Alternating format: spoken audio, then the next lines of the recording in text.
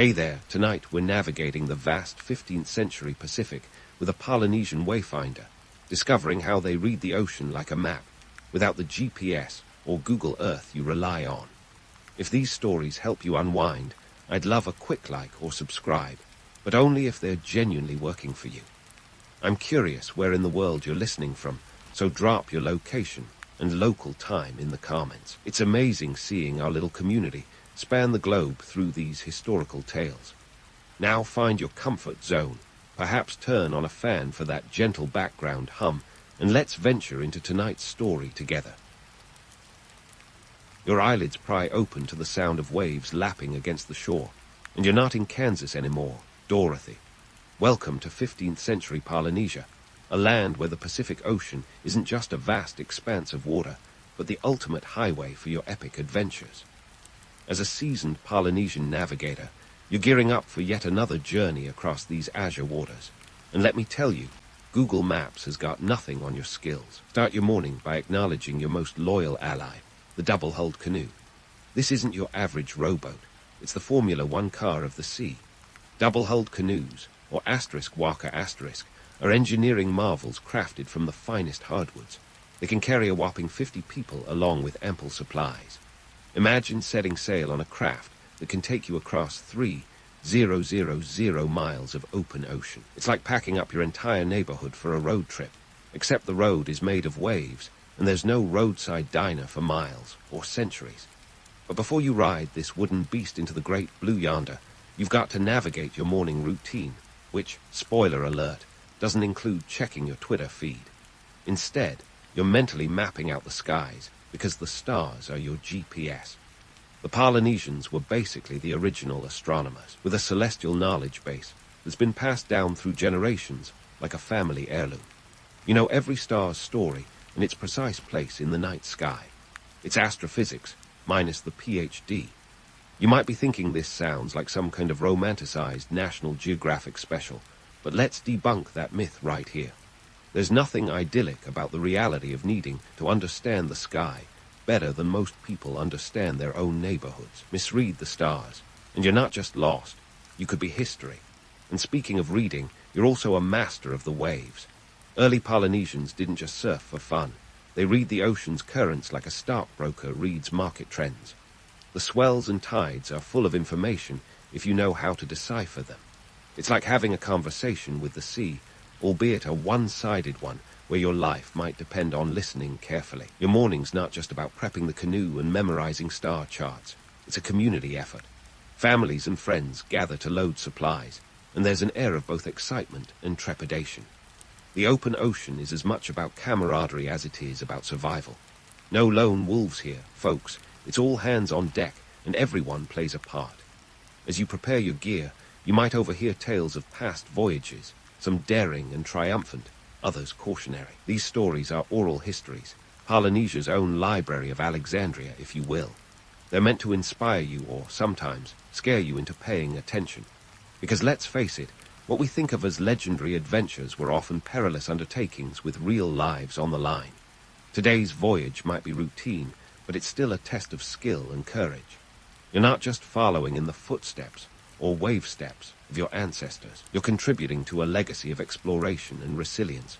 The Pacific isn't a barrier, it's a bridge, connecting islands and people in a network of trade, culture, and kinship. So there you are, ready to take on the day with a brain full of celestial coordinates, a heart full of community spirit, and a belly full of tarot. Hey, you need the energy. As the sun rises higher, casting long shadows and promising fair winds, it's time to push off from the shore. The ocean awaits, as it has for centuries, and you're more than ready to answer its call. As the sun climbs higher and the ocean beckons, let's shift focus from the horizon to your next pressing concern: food. Sure, the idea of a tropical paradise conjures images of endless feasts of exotic fruits and relaxed living, but you're about to find out that surviving the Pacific isn't exactly a 5-star resort experience. Forget your Instagrammable coconut drinks with tiny umbrellas. It's all about the calorie count, my friend. You're not just packing snacks, you're assembling a survival kit. Breadfruit, taro, and coconuts are basically the holy trinity of Polynesian seafaring cuisine. Breadfruit, in particular, is like the Swiss Army knife of foods. A single tree can produce up to 200 fruits in a season, each one a starchy, versatile staple that can be roasted, baked, or even mashed. It's like the potato's tropical cousin, but with more swag and less peeling. Then there's taro, another must-have in your oceanic pantry. This root vegetable is so important that calling it a mere side dish would be like calling the sun a mere source of light. In fact, taro was so vital that certain Polynesian societies referred to it as the older sibling in their mythologies. Talk about a promotion from humble tuber to divine kin. And coconuts are the ultimate multi-tool. Not only can they quench your thirst and fill your belly, but their husks make for excellent kindling, and their shells are nature's Tupperware. Stocking your canoe isn't just a matter of slapping supplies together and hoping for the best. The economic realities of your voyage are as intricate as a Game of Thrones plotline. Polynesians had a barter system that would make any medieval European merchant green with envy. Forget about Bitcoin or even cash. Back then, you traded in shells, feathers, and other precious goods.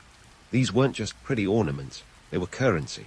A single red feather from a certain bird could be worth its weight in fish hooks or food. It's like trading apple stock, but with a more vibrant plumage. These bartering practices weren't just about getting the best deal.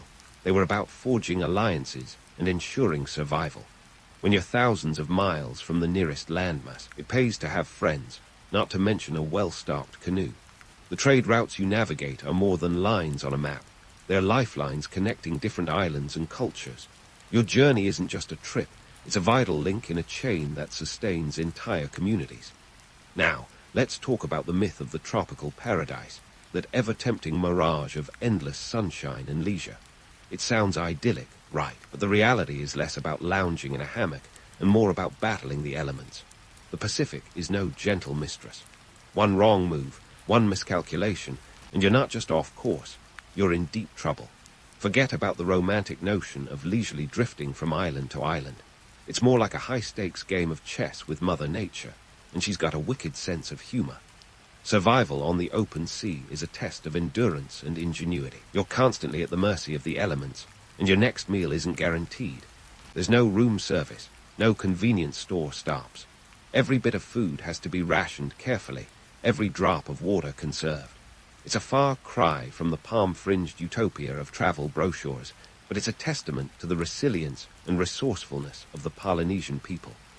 As you push off from the shore, you're not just embarking on a journey across the ocean. You're stepping into a world where every decision counts, every resource is precious, and every mile traveled is a victory against the odds.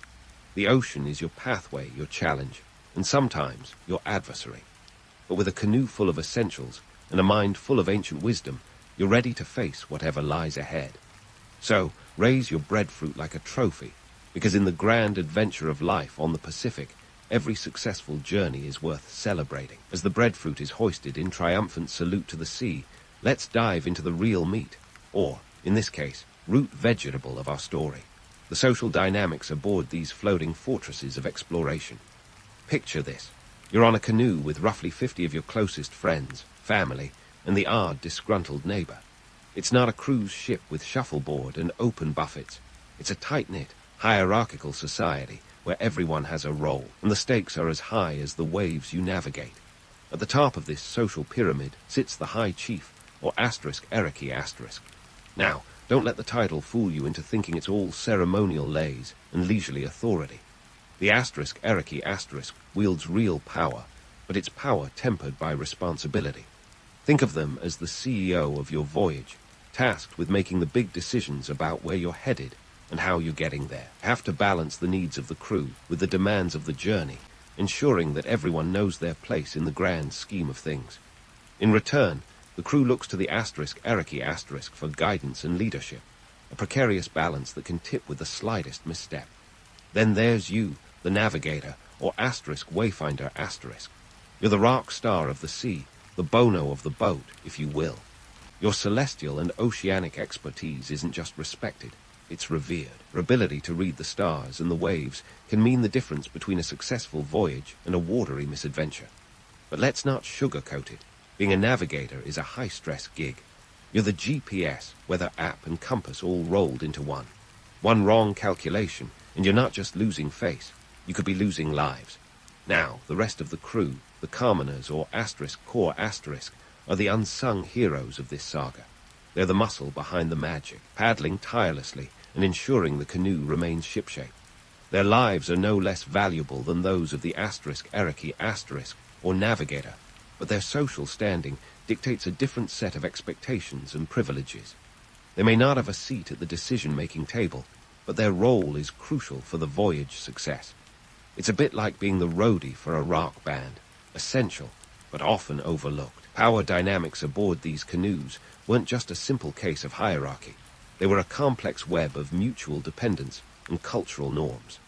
The *, might hold the highest rank, but a wise leader knew that ignoring the insights and contributions of the navigator or the crew was tantamount to inviting disaster. This wasn't just a journey across the ocean. It was a delicate ballet of human relationships where every misstep could have dire consequences. These voyages were more than just attempts to find new lands.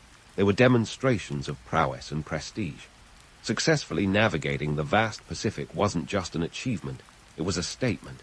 It was proof of your leadership, your skill, and your people's resilience.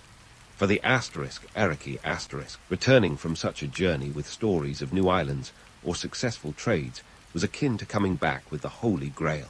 It elevated their status and solidified their place in the annals of history. And let's not forget the economic angle. These trips were as much about economics as they were about exploration. A successful voyage could mean new trade routes and alliances, which translated to wealth and resources flowing back to your home island.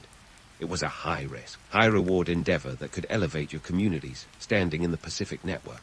So, while the romance of discovery often takes center stage, the cold, hard reality of economics was never far behind. But not all was harmonious on these journeys. Imagine the tension of being cooped up on a canoe with dozens of people for weeks on end. There's no room for personal space, no time-out corner to retreat to when tempers flare. Conflicts were inevitable, and managing these interpersonal relationships was as critical as navigating the ocean itself. The *, and navigator had to be as adept at diplomacy as they were at steering the canoe. Yet, despite the potential for discord, these voyages were also a testament to human cooperation and resilience. They showed that even in the face of immense challenges, people could work together toward a common goal. The social structures and power dynamics aboard these canoes were not just about maintaining order. They were about ensuring survival and success in one of the most challenging environments on Earth. So, as the sun reaches its zenith and casts its relentless heat on your canoe, remember that every person aboard represents a vital part of this intricate dance. Whether you're the High Chief, the revered navigator, or the hard-working crew, you all share in the triumphs and trials of this epic journey. The ocean may be vast and unforgiving, but it also unites you in a shared purpose and a shared destiny. As the day wears on and the horizon stretches endlessly before you, you're reminded that every mile traveled is a testament to human ingenuity, endurance, and the indomitable spirit of exploration. Now, as the sun dips toward the horizon, painting the sky in hues of gold and crimson, we find ourselves in the realm of myth versus reality. It's time to peel back the layers of legend that have wrapped themselves around Polynesian navigators like a well-worn cloak. Did our intrepid wayfinders possess some kind of mystical prowess, or were they just really good at reading their natural surroundings? Spoiler, it's probably more of the latter, but let's dive in. First things first, let's address the elephant, or should I say the albatross, in the room. Polynesian navigators are often depicted as having almost supernatural abilities, a kind of marine wizardry that allowed them to traverse expanses of the Pacific with nothing but intuition and a bit of stardust. While that makes for a great story around the campfire, the truth is far more grounded, albeit no less impressive. These navigators weren't summoning the spirits of the ocean. They were masters of an intricate knowledge system that included everything from star charts to wave patterns. Take, for example, their understanding of celestial navigation. If you think you're clever for knowing that the North Star points north, consider that Polynesian navigators memorized the entire night sky, recognizing over 200 stars and constellations, each with its own story and directional purpose. That's like having a celestial Rolodex in your brain. And let's be honest, remembering where you parked your car is hard enough. And then there are the clouds.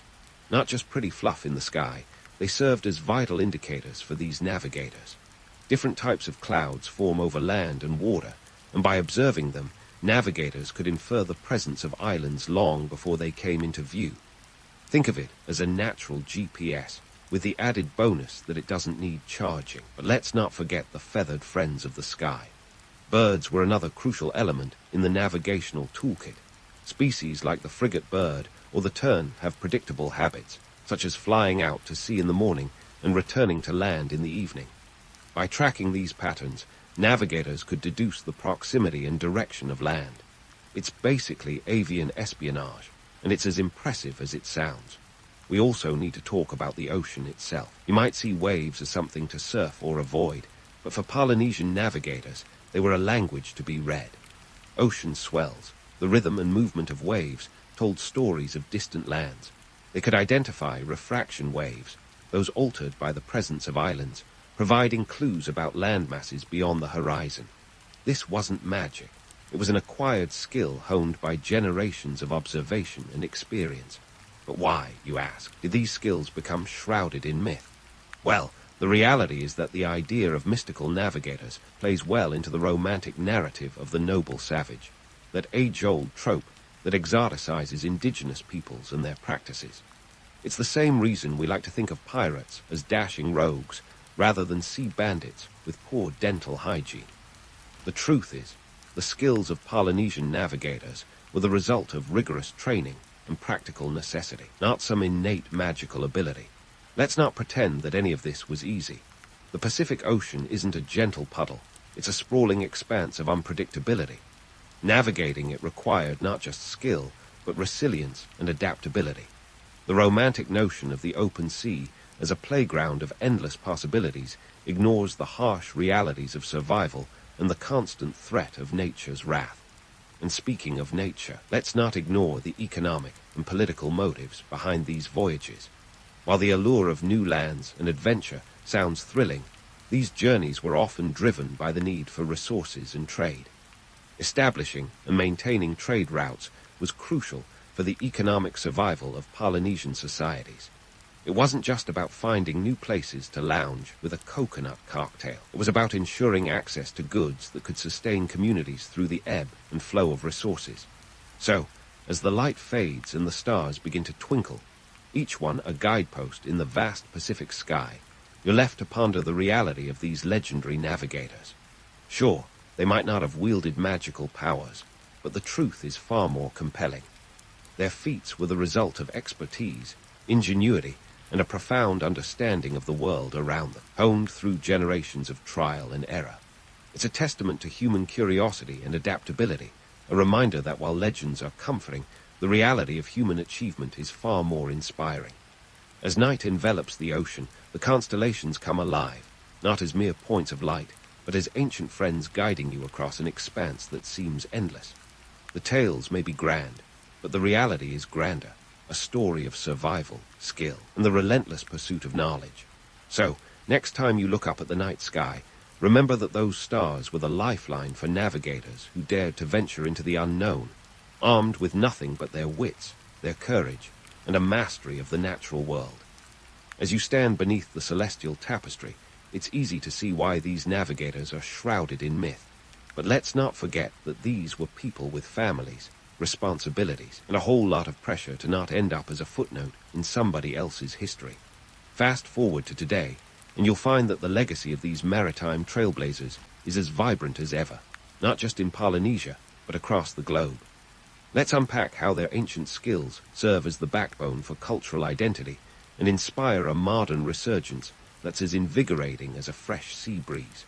First, let's dive into the cultural impact. Polynesian navigators weren't just seafarers, they were culture carriers. Every voyage was a thread in a tapestry that wove together languages, traditions, and stories. Today, this cultural fabric is experiencing a renaissance. The revival of traditional navigation techniques, known as wayfinding, isn't just about nostalgia. It's about reclaiming a heritage that colonial narratives nearly erased. Organizations like the Polynesian Voyaging Society are at the forefront of this resurgence, teaching new generations the ancient art of reading stars and waves, effectively turning the Pacific into their classroom. And they're not just doing it for fun. This is about identity, pride, and continuity. Take the iconic canoe, Hoculaire *. Launched in 1975, this modern marvel is a nod to the double-hulled canoes of yore. It has since traversed more than 140,000 nautical miles, proving that ancient techniques are not just viable but vital. These voyages are more than mere reenactments. They're powerful statements of resilience and ingenuity. In 2014, Hoculaire * embarked on a worldwide voyage, visiting 150 ports and 18 nations over 3 years. That's not just a trip around the block. It's a mic drop on a global scale, reminding everyone that these skills are as relevant today as they were centuries ago. But why does all this matter in our interconnected world of GPS and Google Earth? The answer lies in understanding human adaptability. These navigators were pioneers of migration, proving that humans are wired for exploration, for pushing boundaries and expanding horizons. Their voyages laid the groundwork for understanding human migration patterns across the vast Pacific. Contemporary anthropologists and geneticists trace these routes to understand how diverse cultures evolved and interacted long before borders and passports cluttered the scene. The navigators knew that the ocean wasn't a barrier, it was a bridge, and modern science is just catching up. This has broader implications for our understanding of climate change and sustainability. The navigators were the original eco-warriors, if you will. They lived in harmony with their environment, understanding that survival depended on sustainable practices. Today, as we face environmental challenges and climate-related migrations, there's a lot to learn from their approach.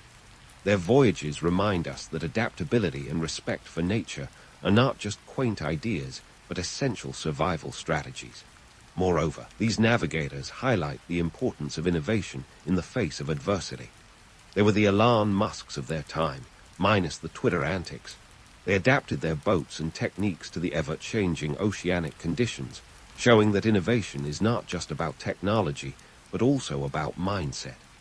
As we grapple with today's challenges, be it technological advancements, space exploration, or environmental concerns, these lessons from the past underscore that the spirit of exploration and innovation is timeless. In the end, the story of Polynesian navigators is not just about ancient history, it's about the present and the future.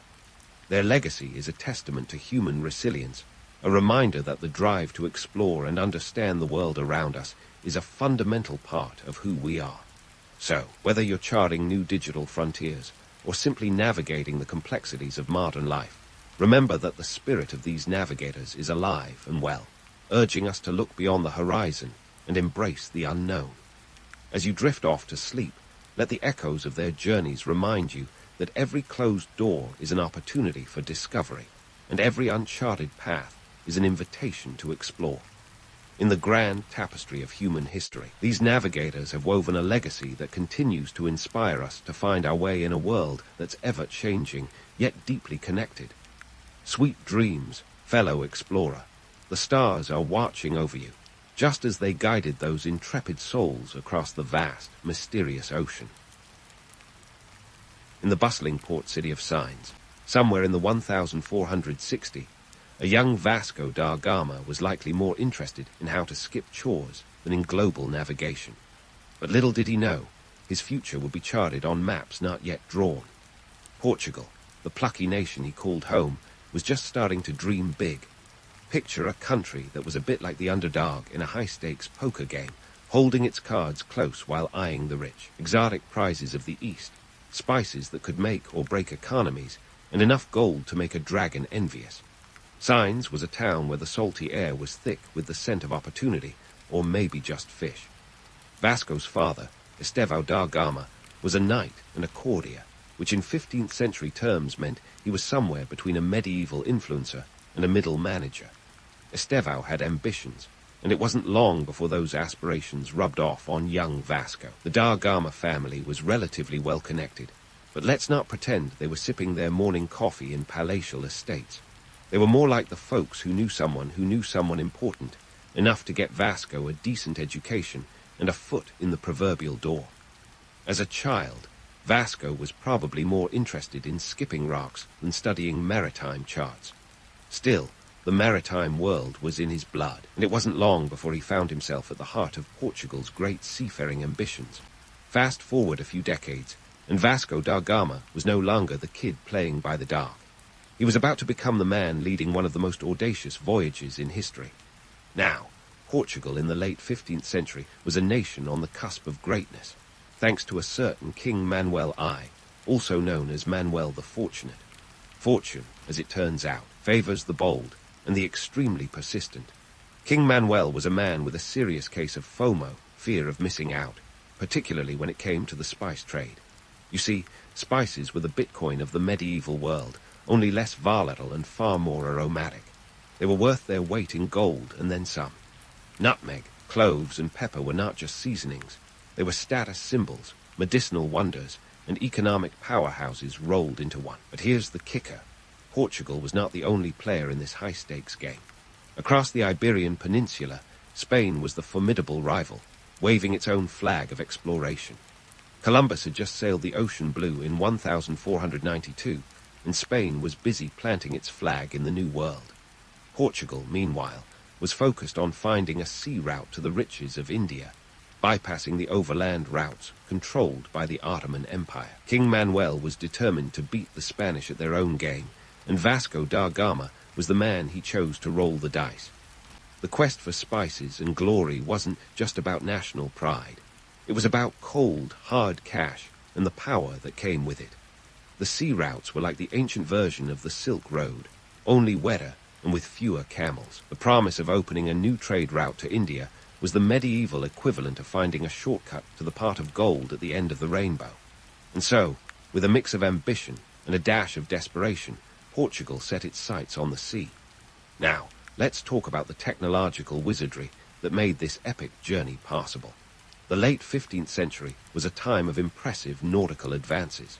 The Portuguese had the caravel, a nimble ship that could sail into the wind. It was like the Ferrari of the seas, except it ran on wind and manpower. The astrolabe, a tool borrowed and perfected from the Islamic world, allowed sailors to navigate by the stars, a handy trick when GPS was still a few centuries off. And then there were the maps, or rather, the lack thereof. Maps of the time were often more hopeful than helpful, with large swaths of here-be dragons and unknown lands darting the parchment. Preparing for an expedition in the 1490 was an exercise in organized chaos. Imagine trying to pack for a road trip when you're not entirely sure where you're going, how long it will take, or what you'll need. Supplies were gathered, crews were mustered, and ships were stocked with everything from food and water to weapons and trade goods. It was like planning a picnic that might last months, with the added complication of potential pirates, storms, and scurvy. Vasco da Gama was appointed to lead this merry band of adventurers, and on July 8, 1497, his fleet set sail from Lisbon. The fleet consisted of 4 ships: the São Gabriel, commanded by Vasco himself, the São Rafael under his brother Paulo da Gama, the Berrio, and a storage ship creatively named the São Miguel. The voyage was daunting, to say the least. They had to navigate their way around the treacherous Cape of Good Hope and then sail up the eastern coast of Africa to reach India. It was like trying to thread a needle while riding a roller coaster. The stakes were high, the odds were long, and the preparation was, well, let's just say it was as good as it got back then. As the ships glided out of the port under the watchful eyes of King Manuel and the curious gaze of Lisbon's citizens, the adventure that lay ahead was anything but certain. But one thing was clear. Vasco da Gama was about to make history, whether he knew it or not. As Vasco da Gama and his fleet of 4 ships, São Gabriel, São Rafael, Berrio, and the storage-laden São Miguel, slipped away from Lisbon, they weren't just setting sail. They were stepping into the abyss of the unknown. It was July 8, 1497, a date that would either mark the beginning of a new era of wealth and power for Portugal or end as a cautionary tale of nautical hubris.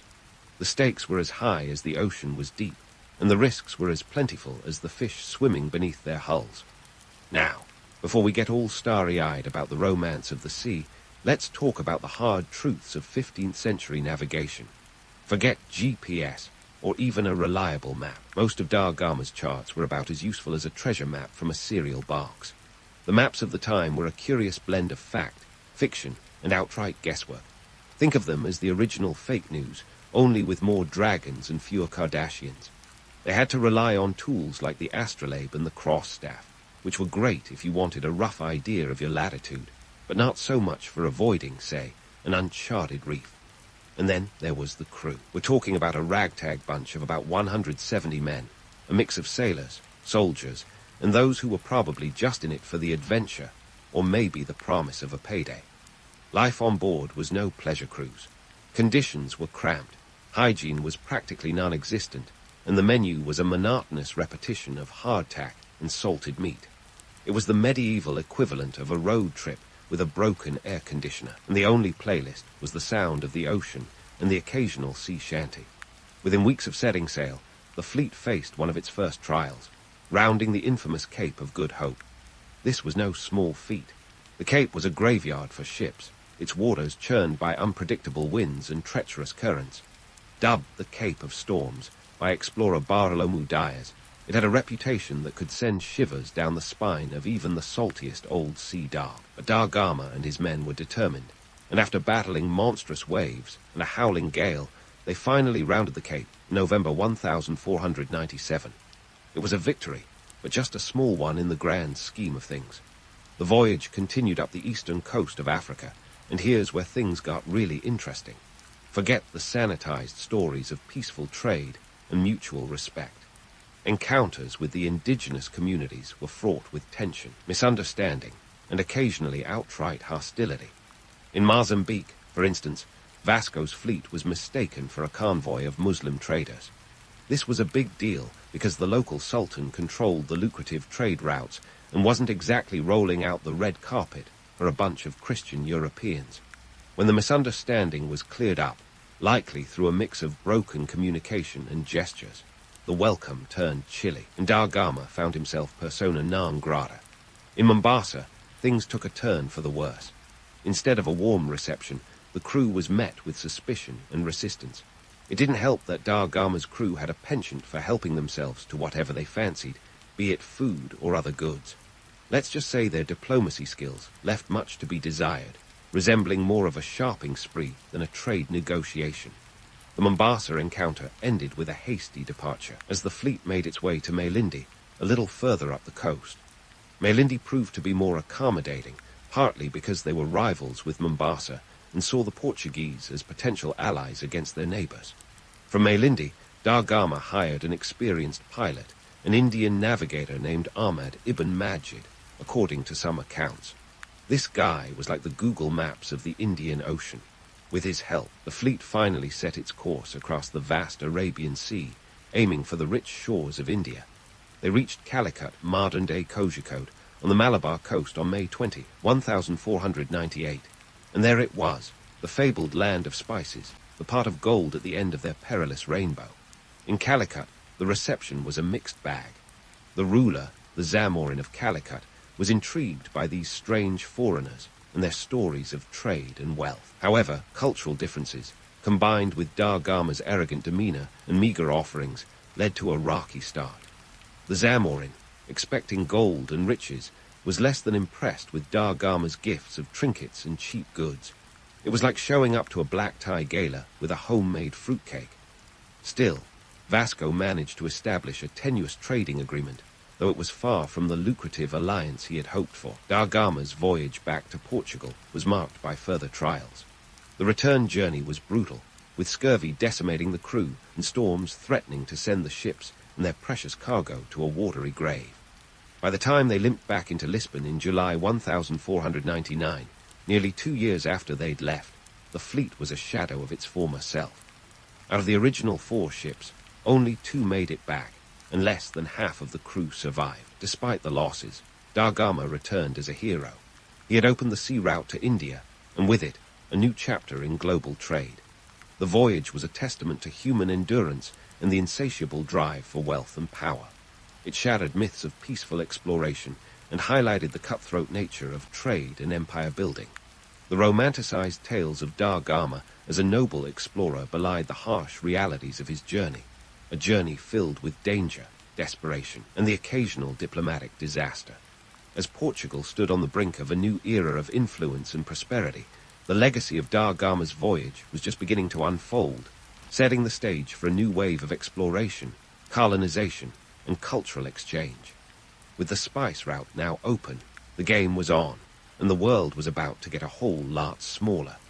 But the story of Vasco da Gama and his epic journey didn't end with his triumphant return. It was just the beginning of a saga that would reshape the world map and redefine the very nature of global trade. Stay tuned as we delve into the aftermath of da Gama's voyage and the impact it had on both Europe and the lands he encountered.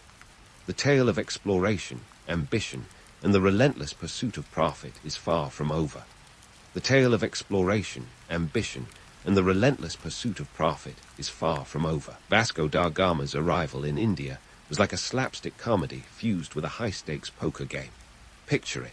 May 20, 1498, when Vasco and his sea-beaten crew finally made it to Calicut. They were as relieved as a cat on a warm windowsill, having crossed the Arabian Sea with the help of their trusty pilot. But if Vasco thought finding India was the hard part, he was in for a rude awakening. Calicut was not just any port. It was the bustling hub of the spice trade, where traders from around the world jostled for saffron, pepper, and cardamom like they were the last tickle-me-Elmo dolls at Christmas. This was a complex tapestry of commerce, with merchants from as far afield as China and Arabia weaving their own agendas. The Zamorin, the local ruler, was the big cheese here, and he wasn't exactly fazed by a few scruffy sailors with grandiose tales of European empires. Da Gama came armed with trinkets and tin to trade, thinking this would suffice. Imagine showing up at a Lamborghini dealership with a pocketful of pennies and gummy bears. The Zamorin was expecting something a bit more opulent, gold perhaps, or at least some quality textiles. Instead, da Gama's offerings were more akin to what you'd find in a bargain bin. This wasn't just a cultural faux pas, it was a diplomatic faceplint. The Zamorin was polite but unimpressed, and the negotiations quickly took a nosedive. In the world of international trade, especially in this high-octane environment, diplomatic finesse was key. Unfortunately, da Gama's skills were more bull in a china shop than smooth operator. His attempts to woo the Zamorin were about as subtle as a marching band in a library. The Portuguese, with their limited knowledge of local customs and languages, found themselves floundering. It was a clash of cultures, each side bewildered by the other's expectations and etiquette. Yet there was more to this than just a cultural mismatch. The economic stakes were enormous. Spices like pepper were not merely culinary luxuries. They were currency, status symbols, and medicinal marvels rolled into one. In Europe, a pound of pepper was worth more than a month's wages for a laborer. So, da Gama wasn't just trying to secure a trade agreement. He was attempting to tap into a market that could change the fortunes of nations. The Portuguese had a vision of themselves as harbingers of civilization, bringing trade and gospel to the heathen East. But the reality was less noble and more transactional. The East had its own rich tapestry of cultures, thriving economies, and established trade networks. They weren't exactly waiting around for a European rescue party. The local merchants and rulers, well versed in the art of negotiation, were not about to roll over for da Gama's charm offensive, or lack thereof. Despite this rocky start, Vasco managed to cobble together a tenuous agreement with the Zamorin. It was more like a trial subscription than a full-blown alliance. He secured a cargo of spices, but the deal came with more strings attached than your grandmother's knitting bag. The Zamorin, keen to safeguard his interests, ensured that the Portuguese would not have free rein in the market. It was a foot in the door, but the door was barely ajar. As Vasco prepared to leave, he faced another hurdle, the local Muslim merchants. These traders, who had long dominated the spice trade, were understandably miffed at the prospect of new competition. They weren't about to let some upstart Europeans muscle in on their turf. Tensions simmered, leading to a series of skirmishes and standoffs. The idea of opening up the East was starting to look less like an adventure and more like a geopolitical minefield. The Portuguese departure from Calicut was marked by a mix of relief and apprehension. Vasco had managed to secure a return cargo, but the cost was high. The journey back to Portugal would be fraught with challenges, not least of which was the strain on his crew. The so-called romanticism of exploration was quickly being overshadowed by the harsh realities of maritime life: disease, deprivation, and death. But even as Da Gama sailed away, the implications of his voyage were beginning to unfold. His return to Lisbon would signal the start of a new era of European expansion in the East. The Portuguese crown, fueled by visions of wealth and power, was ready to capitalize on this new frontier. The spice trade, once the domain of Arab and Indian merchants, was about to be irrevocably altered. Da Gama's journey was not just a tale of discovery, it was a harbinger of change. The clash of cultures, the negotiations, and the economic ambitions all hinted at a future where the world would become increasingly interconnected and contested. The story of Vasco da Gama was just one chapter in a much larger narrative of trade, conflict, and empire building that would reshape the globe. As da Gama and his crew navigated the treacherous waters back to Portugal, they carried with them not just spices, but the seeds of a new world order. The journey was far from over, and the legacy of their voyage would echo across continents and centuries. The romanticized vision of exploration was giving way to a more complex and often brutal reality, one that would challenge and change the very fabric of societies around the world. With the winds of change at their backs, the Portuguese were poised to become a dominant force in the Indian Ocean. Vasco da Gama had opened the door, and behind it lay a world of opportunity and conflict. As they sailed into the horizon, the future was uncertain, but one thing was clear: the age of exploration was entering a new and tumultuous phase. The story was far from finished, and the pages yet to be written would tell of triumphs and tragedies, of alliances and antagonisms, and of a world forever altered by the relentless pursuit of fortune and fame. The return voyage of Vasco da Gama and his weary crew was less a triumphant march and more a desperate crawl back to familiar shores. If the outbound journey had been a test of endurance, the return was its grueling sequel. The Indian Ocean, once a tantalizing mystery, now transformed into a perilous expanse of hardship and despair. The sea, it seemed, was in a foul mood, almost as if it had taken offense at da Gama's audacious intrusion. Scurvy had become the unwelcome guest aboard his ships, claiming lives with alarming efficiency. Of the 170 men who had set out, less than half would make it back. It wasn't just the ocean that was merciless. The human body was its own worst enemy when deprived of citrus. As the battered fleet limped around the Cape of Good Hope, the so-called Cape of Storms lived up to its name, adding insult to injury. The ships were tossed about like driftwood, their sails tattered, their hulls groaning with the strain of the elements. It was a bit like that infamous Titanic scene, only without a band playing on deck, and everyone was decidedly less well-dressed. By the time they managed to make their way back to the Atlantic, the men were shadows of their former selves, more akin to ghosts than the bold adventurers who had left Lisbon's shores. When da Gama finally staggered back into Lisbon in September 1499, you might expect a hero's welcome. Cue the confetti, right? Well, not quite. Sure, there was jubilation at the opening of the sea route to India, a feat that was akin to finding a magical portal to untold riches.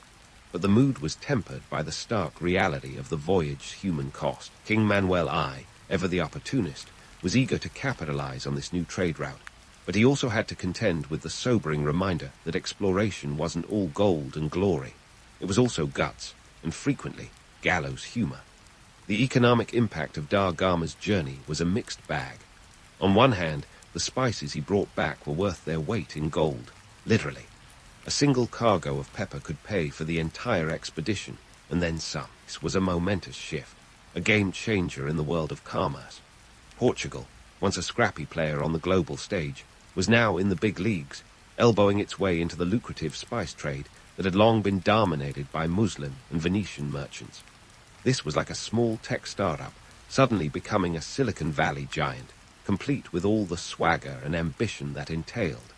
But let's not get carried away with visions of Portugal as a seamless success story. The reality was more complicated. While the spices flowed into Lisbon, so did the tales of hardship and loss. The human toll of the expedition was staggering, and the Portuguese crown had to grapple with the fact that future voyages would need better planning, more resources, and perhaps a bit more citrus in their diets. The logistics of maintaining a trade route thousands of miles away were daunting, to say the least. It wasn't just about sailing back and forth. It was about establishing a sustainable presence in a foreign land, a task that was fraught with political, cultural, and economic challenges. The myth of Gama as a noble explorer was ripe for scrutiny. While he was celebrated as a hero who had expanded the horizons of the known world, the truth of his expeditions was far less romantic. The interactions with local populations in Africa and India were often hostile, driven by misunderstanding and cultural arrogance. The Portuguese approach to diplomacy was about as subtle as a sledgehammer. They were more conquerors than traders, more interested in monopoly than mutual benefit. It was a harsh reality that clashed with the idealized narrative of exploration as a noble pursuit. Yet the allure of the myth persisted. The image of Gama as a trailblazer, a man who had braved the unknown to bring back riches and glory, was too compelling to resist. It was a narrative that played well in the courts of Europe, where tales of adventure and conquest were the medieval equivalent of blockbuster movies. This was history written by the victors, with all the embellishments and omissions that entailed. The gritty truth of disease, death, and desperation was conveniently glossed over in favor of a story that inspired awe and ambition. As Portugal basked in its newfound status as a maritime power, the stage was set for further expeditions. The thirst for spices and the wealth they represented was insatiable, and Gama's voyage was just the beginning of a broader push into the Indian Ocean. The Portuguese crown, flush with the success of the initial voyage, was eager to cement its foothold in the east. It was a high-stakes game of geopolitical chess, with Portugal positioning itself as a key player in the age of exploration. The economic implications of Gama's voyage were profound. The influx of spices into Europe shifted trade patterns and disrupted established markets. The Venetians, who had long controlled the flow of spices into Europe through their trade networks in the eastern Mediterranean, were suddenly facing competition from a new direction. The balance of power was shifting, and the old guard was being challenged by a nimble upstart. This was the dawn of a new era, one where the seas were the highways of commerce, and the world was a marketplace of infinite possibilities. But the successes of Gama's voyage came with caveats. The reality of maintaining a trade empire was complex and costly. The Portuguese needed to establish ports, fortify them against rivals, and navigate the treacherous waters of international diplomacy. This was not a simple matter of sailing in, trading, and sailing out. It was an elaborate dance of politics, economics, and military strategy, with each step fraught with potential missteps and misunderstandings. As the dust settled on Vasco da Gama's return, the tales of his voyage began to take on a life of their own. The narrative of exploration, conquest, and economic expansion was both intoxicating and misleading, a heady mix of myth and reality that shaped the course of history. The legacy of Gama's journey would reverberate across continents and generations, setting the stage for further expeditions, encounters, and exchanges that would reshape the world map and redefine the very nature of global trade. The story was far from over, and the pages yet to be written would tell of triumphs and tragedies, of alliances and antagonisms, and of a world forever altered by the relentless pursuit of fortune and fame. But let's not pop the champagne just yet. Vasco da Gama's first voyage was just the opening act in his personal epic, a tale of ambition and adventure that would soon veer into darker waters. After his triumphant, albeit costly, return, da Gama found himself a celebrated yet polarizing figure. His exploits had put Portugal on the map as a burgeoning maritime power, and the crown was eager to ride this wave of success. But as any seasoned sailor will tell you, the sea is a fickle mistress, and da Gama's subsequent ventures would reveal the harsh truths behind the romantic veneer of exploration. Fast forward to 1502, and da Gama is back on the high seas, this time with a fleet that would make his first expedition look like a Sunday sail. King Manuel I, ever the gambler, had appointed him the head of a fleet of 20 ships. This was no longer just an exploratory mission.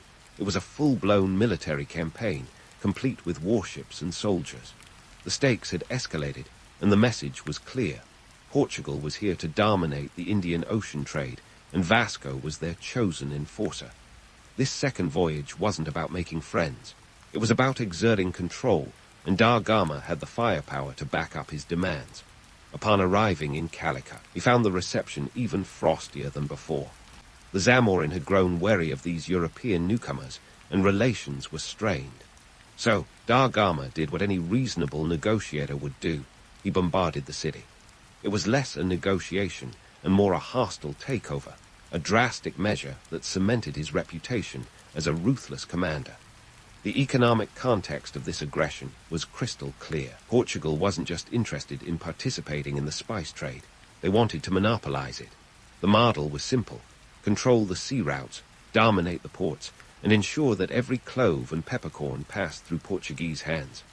This was imperialism under the guise of commerce, and Da Gama was the point man in this aggressive push for profit. Vasco's third voyage to India in 1524 was less about blazing new trails and more about maintaining Portugal's hold on its burgeoning empire. By this time, Da Gama was no longer the audacious adventurer of yore. He was the viceroy of Portuguese India, tasked with bringing order to the chaotic patchwork of Portuguese outposts in the east. However, his tenure was short-lived. Within months of arriving, he succumbed to illness, dying on Christmas Eve in the city of Cochin. It was a quiet end for a man whose life had been anything but. Reflecting on Vasco da Gama's legacy is like gazing through a kaleidoscope of contradictions. On one hand, he was a pioneer who charted new waters and connected continents. His voyages were instrumental in shifting the axis of global trade, steering the world toward an era of European dominance. Yet, the reality beneath this myth of heroic exploration was far grimmer. The routes he opened became arteries for exploitation, and his methods were often brutal, leaving a legacy marred by violence and coercion. In contemporary terms, Da Gama's story is a cautionary tale about the dual-edged sword of exploration. He reminds us that the romanticized notion of the fearless explorer often glosses over the darker aspects of their journeys. The thrill of discovery is inextricably tied to the trauma of conquest, and the pursuit of profit frequently tramples over the principles of diplomacy and mutual respect. This isn't just ancient history, it's a pattern that echoes through the ages. Remembering explorers like Da Gama today forces us to confront the uncomfortable truths of our shared past. His story is a reminder that history is not a simple saga of progress, but a complex tapestry of ambition, conflict, and consequence. It's easy to get swept up in the romance of the high seas, but as Da Gama's voyages reveal, the reality was a turbulent mix of triumph and tragedy. So, as we navigate our own modern seas, whether they be economic, political, or social, let's keep in mind the lessons from Vasco's time. Exploration, in any form, demands a balance between curiosity and caution, ambition and empathy. The legacy of Da Gama is a testament to the power of human endeavor, but it's also a stark reminder of the costs that come with it. As the tides of history continue to ebb and flow, the story of Vasco da Gama remains a vivid illustration of the complexities of our world, a world where the allure of the unknown is always tempered by the shadows it casts. The Olmec civilization sprouted in the Gulf coasts, balmy embrace, like an uninvited but oddly charming guest at a garden party. It was around 1600 BCE, and if you were putting down roots in the southern swamps of what we now call Mexico, you'd better be ready for a landscape that was as lush as it was temperamental. Think of it like trying to build a sandcastle in a tide pool, bound to get messy, but boy, what a view. The Olmecs found themselves nestled among towering trees and thick underbrush, with the scent of wet earth and the constant buzz of tropical fauna serving as the soundtrack to their lives. Yes, it was a veritable Eden if you didn't mind the occasional hurricane trying to rearrange your garden. And speaking of gardens, agriculture was less of a hobby and more of a high-stakes game of survival. The Olmecs didn't have the luxury of choosing their battles. The land was fertile enough to be enticing, but capricious enough to demand respect or else. Now, back in 1600 BCE, you didn't just pop down to the local Home Depot to pick up seeds. Instead, you'd be cultivating maize, beans, and squash, the holy trinity of Mesoamerican agriculture. Why these crops? Well, maize was the headliner, the bay and say of the agricultural world. It was versatile, nutritious, and could grow in conditions that would make lesser plants weep. But planting maize wasn't a walk in the park. The Olmecs had to engage in slash-and-burn agriculture, which sounds like a rock band, but is actually a farming method where you clear land by cutting and burning vegetation. This was their version of hitting the reset button on unruly nature. Of course, this method wasn't exactly eco-friendly, but when you're staring down the barrel of starvation, your carbon footprint is the least of your worries. Now, let's talk about the unsung heroes of this agricultural saga, the beans and squash. Beans provided essential proteins and nitrogen, which helped replenish the soil, while squash offered vitamins and prevented soil erosion. A perfect trio, each playing its part in the Olmec diet, kind of like the original power couple with a sidekick. In this verdant theater, the Olmecs weren't just passive spectators. They were the directors, choreographing a delicate dance with nature that demanded both reverence and ingenuity. Societal structures began taking shape around these agricultural practices. As with any burgeoning civilization, there were those who found themselves in charge, probably the ones who figured out how to grow maize without it turning into a soggy mess. Their society was complex and stratified, with a clear hierarchy emerging alongside their crops. The Olmecs knew that to thrive, they needed order, and in a place where nature was constantly trying to crash the party, having a stable social structure was as essential as having a roof over your head during a tropical storm. But let's not get too romantic about this. Life was tough, and the whims of nature were ever present. Think of the Olmecs as the original survivalists, forced to innovate and adapt at every turn. If you could transport one of them to the present day, they'd probably chuckle at our complaints about grocery store shortages. The Olmecs also had to contend with the grumpy older sibling of seasonal weather, flooding. The region's rivers were prone to swelling, and not in a good way. Floods could wipe out entire crops and turn the land into a muddy soup. But the Olmecs were nothing if not resourceful. They learned to harness these floods, using them to enrich the soil with nutrients, much like a free delivery of compost from Mother Nature herself. And while we're on the topic of water, it was both an ally and an adversary. The Olmecs constructed elaborate drainage systems, a feat of engineering that would make any modern architect nod in appreciation. These systems helped manage the water supply, ensuring that crops got just the right amount of hydration, not too much, not too little. It was a delicate balance, like Goldilocks finding the perfect bowl of porridge. In this environment, the Olmecs developed a culture rich with symbolism and ritual, one that reflected their deep connection and occasional grudging respect for the land. They worshipped deities tied to natural elements, and their artwork often depicted jaguars and other creatures. But let's not get too misty-eyed about their spiritual side. These were practical people, grounded by the demands of their environment. Their rituals were as much about survival as they were about spirituality. So, there you have it. A civilization that rose from the mud with a tenacity that would have made Rocky Balboa proud. The Olmecs didn't just survive. They thrived in a place where the land was as much a player in their story as they were. They crafted a society that laid the groundwork for future Mesoamerican cultures, proving that sometimes the most challenging soil yields the richest harvest. While the Olmecs were busy taming the land and coaxing life from the mud, they were also building a society that was as structured as a Broadway musical, with each class playing its role to perfection. Imagine a world where social hierarchy wasn't just a suggestion, but a well-rehearsed performance. At the top of this pyramid-shaped society were the elites, a combination of political leaders, priests, and possibly those who had mastered the art of maize without turning it into an unintentional swamp creature. These elites didn't just sit around in feathered hats looking important. They were the decision-makers, the ones who dictated the direction of the civilization. The Olmecs had a theocratic governance system, meaning that religious beliefs were as intertwined with politics as peanut butter is with jelly.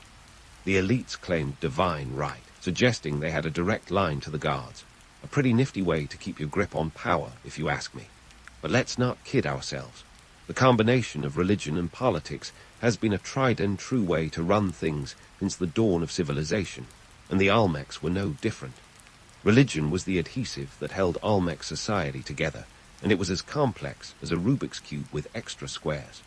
The Olmecs worshipped a pantheon of gods, each representing natural elements or animals. The jaguar, for instance, wasn't just a big cat lounging around the jungle. It was a deity symbolizing power and fertility. You could say the Olmec guards were like the original Avengers, each with their own domain and superpowers, but without the Hollywood budgets or the CGI. The Olmecs' religious practices were not just about keeping the cosmic balance. They were deeply rooted in everyday life. These practices influenced everything from agriculture to architecture, and they reinforced the social hierarchy. Priests, acting as the spiritual intermediaries, held significant sway over the common folks, who likely believed that a well-placed offering could mean the difference between a bountiful harvest and a famine-induced meltdown. Now, onto those colossal heads. If you've ever wondered what inspired the Olmecs to chisel out those massive noggins from boulders weighing up to 50 tons, you're not alone. These stone heads, with their distinctive helmet-like headgear, have been the subject of fascination and countless conspiracy theories. Some folks, with a penchant for the mystical, have even suggested that aliens lent a hand. But before you start picturing little green men with chisels, let's ground ourselves in reality. The truth is, these colossal heads were likely representations of Olmec rulers. Think of them as the ancient Mesoamerican equivalent of Mount Rushmore, but with a lot more mystery and a lot less tourism. These monolithic sculptures were a testament to the power and influence of the individuals they depicted. Crafting them required immense skill and labor, not to mention some serious logistical prowess to transport them, sometimes over 60 miles from the stone quarries to their final resting places. It's a bit like moving a grand piano across a desert, minus the piano movers and modern technology. And then there's jade, another staple of Olmec artistry. This wasn't just any stone. Jade was the rock star of Mesoamerican culture, revered for its beauty and durability. The Olmecs carved intricate figurines, masks, and jewelry from it, items that were likely used in rituals or as symbols of status. Jade was more than just aesthetic bling. It was a medium through which the Olmecs expressed their spiritual beliefs and social standing. In a world without Instagram influencers, jade was the ultimate status update. But let's not romanticize the life of the average Olmec. While the elites were busy commissioning colossal heads and adorning themselves with jade, the common folk were toiling away, ensuring that the civilization didn't crumble under the weight of its own ambition. These were the farmers, the artisans, and the laborers who formed the backbone of society. Their lives were dictated by the seasons, the whims of the elite, and the ever-present threat of natural disasters. If you think your 9-to-5 is tough, try building a civilization from scratch while dodging floods, dealing with chieftains who thought they were guards, and keeping the crops from turning into a mushy mess. Despite the challenges, the Olmecs managed to create a society that was as resilient as it was innovative.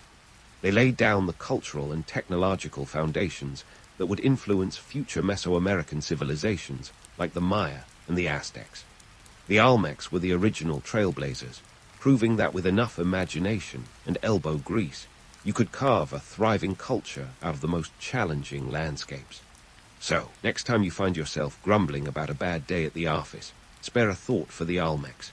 They were balancing divine mandates with the demands of survival, all while carving out a legacy in stone and jade.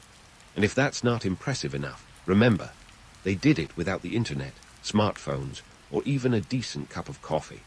So, while the Olmecs were busy crafting heads so colossal they'd make a small car feel insecure, they were also building an economy that would put a modern-day entrepreneur to shame. Let's dive into the gritty, no GPS-needed world of Olmec trade, a world where obsidian and cacao weren't just commodities, but the backbone of an economy that stretched far beyond their swampy backyard. Picture this, a network of trade routes crisscrossing Mesoamerica like a web spun by an incredibly ambitious spider. The Olmecs weren't just sitting pretty on their thrones, admiring their latest jade acquisition. No, they were out there hustling, turning the Gulf Coast into a bustling hub of commerce. And what were they trading, you ask?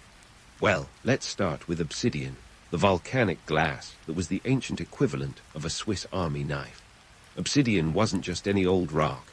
It was sharper than a sarcastic tweet and more versatile than a multi-tool. The Olmecs sourced this precious material from regions as far-flung as the highlands of what we now call Guatemala and central Mexico. They had a knack for crafting it into weapons, tools, and ornaments, and it was a hot commodity, traded far and wide. In a world without metal, obsidian was the go-to material for a society that knew how to wield a blade with finesse. But how did these ancient salesmen transport their goods across a landscape that didn't come with a handy map or a rest stop every few miles? Let's just say they didn't have the luxury of the family minivan for these journeys. Instead, they relied on their own 2 feet, and if they were lucky, the domesticated dog might lend a paw, or rather, a bit of carrying capacity. These intrepid merchants navigated dense jungles, treacherous mountain passes, and rivers that seemed to have a personal vendetta against staying put, and all of this without the help of a single GPS satellite to bail them out.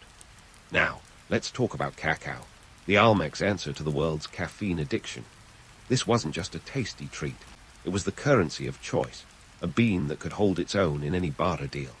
If you thought your morning latte was essential, try imagining a civilization that used cacao beans to sweeten deals, and, quite literally, keep the economy buzzing. The Olmecs were among the first to cultivate cacao trees, and they treated this precious crop with the reverence it deserved. After all, cacao wasn't just consumed. It was a ritual drink, a status symbol, and for those with a sweet tooth, an ancient delicacy. But trading cacao and obsidian wasn't as simple as flipping open a laptop and checking the stock market. These Olmec traders were the original extreme couponers, bartering their way through Mesoamerica with the kind of savvy that would make any modern economist nod with approval. They didn't have spreadsheets, but they understood the value of a good deal and the art of negotiation. And let's not forget the logistics. Getting goods from point A to point B was a Herculean effort. Imagine trying to keep your goods dry on a canoe while navigating a river that was more temperamental than a reality show diva. Trade wasn't just about exchanging goods, it was about building connections. The Olmecs didn't just trade with their immediate neighbors. They reached out across vast distances, connecting with other cultures and laying the groundwork for a network that would endure for centuries. They were the social media influencers of their time, spreading ideas, art, and culture along with their goods. In doing so, they helped to shape the cultural landscape of Mesoamerica, influencing everything from pottery styles to religious rituals. Now, let's debunk a myth or two.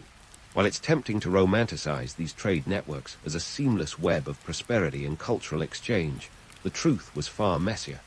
Trade routes could be perilous, with bandits lurking in the shadows and natural disasters waiting to upend even the most well-laid plans.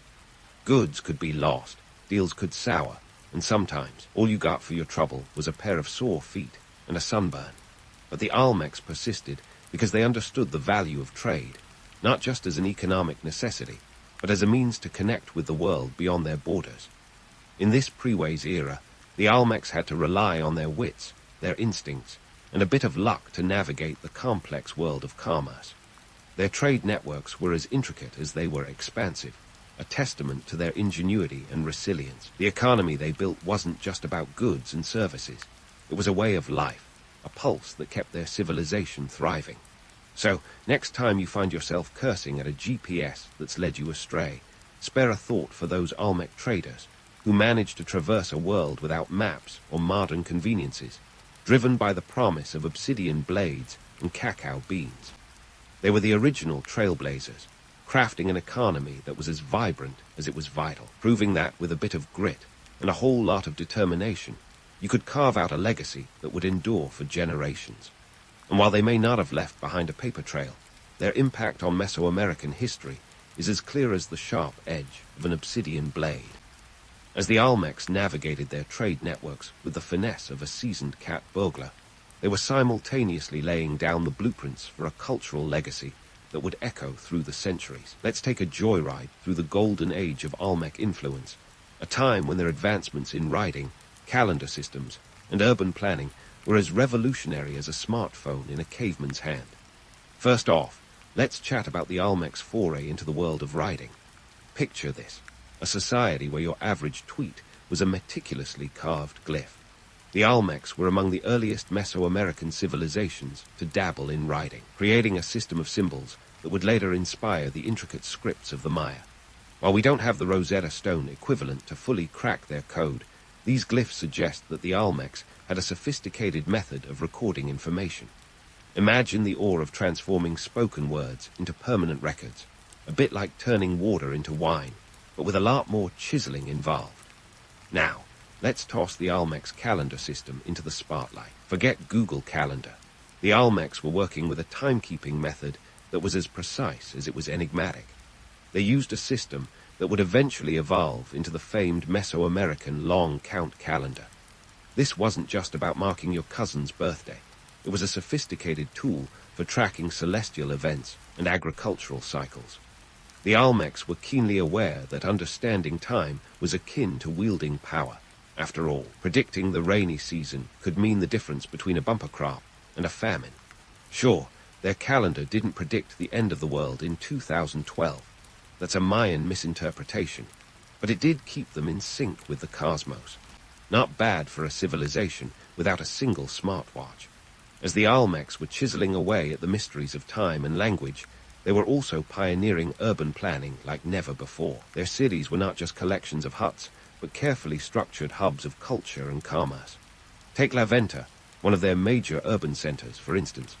Established around 900 BCE, it was a marvel of urban design, complete with pyramids, plazas, and colossal heads that would make Easter Island's statues blush. La Venta wasn't just a city, it was a statement, a testament to the Olmecs' organizational skills and their understanding of spatial aesthetics. The city's layout reflected a deep connection to their religious beliefs and social hierarchy, with the ceremonial core serving as both the heart and soul of the settlement. Now, before you get too misty-eyed over the Olmecs' architectural prowess, let's inject a dose of reality. These urban centers were labor-intensive projects that required a staggering amount of human effort. Building a pyramid without cranes or bulldozers was no small feat. It was a Herculean task that demanded both ingenuity and sheer willpower. The Olmecs weren't just architects. They were logistical wizards, orchestrating the movement of materials and labor like conductors leading an oversized orchestra. And while the elite might have had a bird's-eye view of their domains, the common folks were the ones doing the heavy lifting, quite literally, as they hauled stones and carved monuments under the sweltering Mesoamerican sun. As we revel in the heights of Olmec achievement, it's only fair to probe the other side of the coin. The romanticized notion of their decline is as alluring as it is misleading. Picture the narrative of a civilization brought to its knees by the whims of nature, toppling under the weight of its own greatness. It's the stuff of epic tragedies, but reality often lacks the tidy resolution of a Shakespearean play.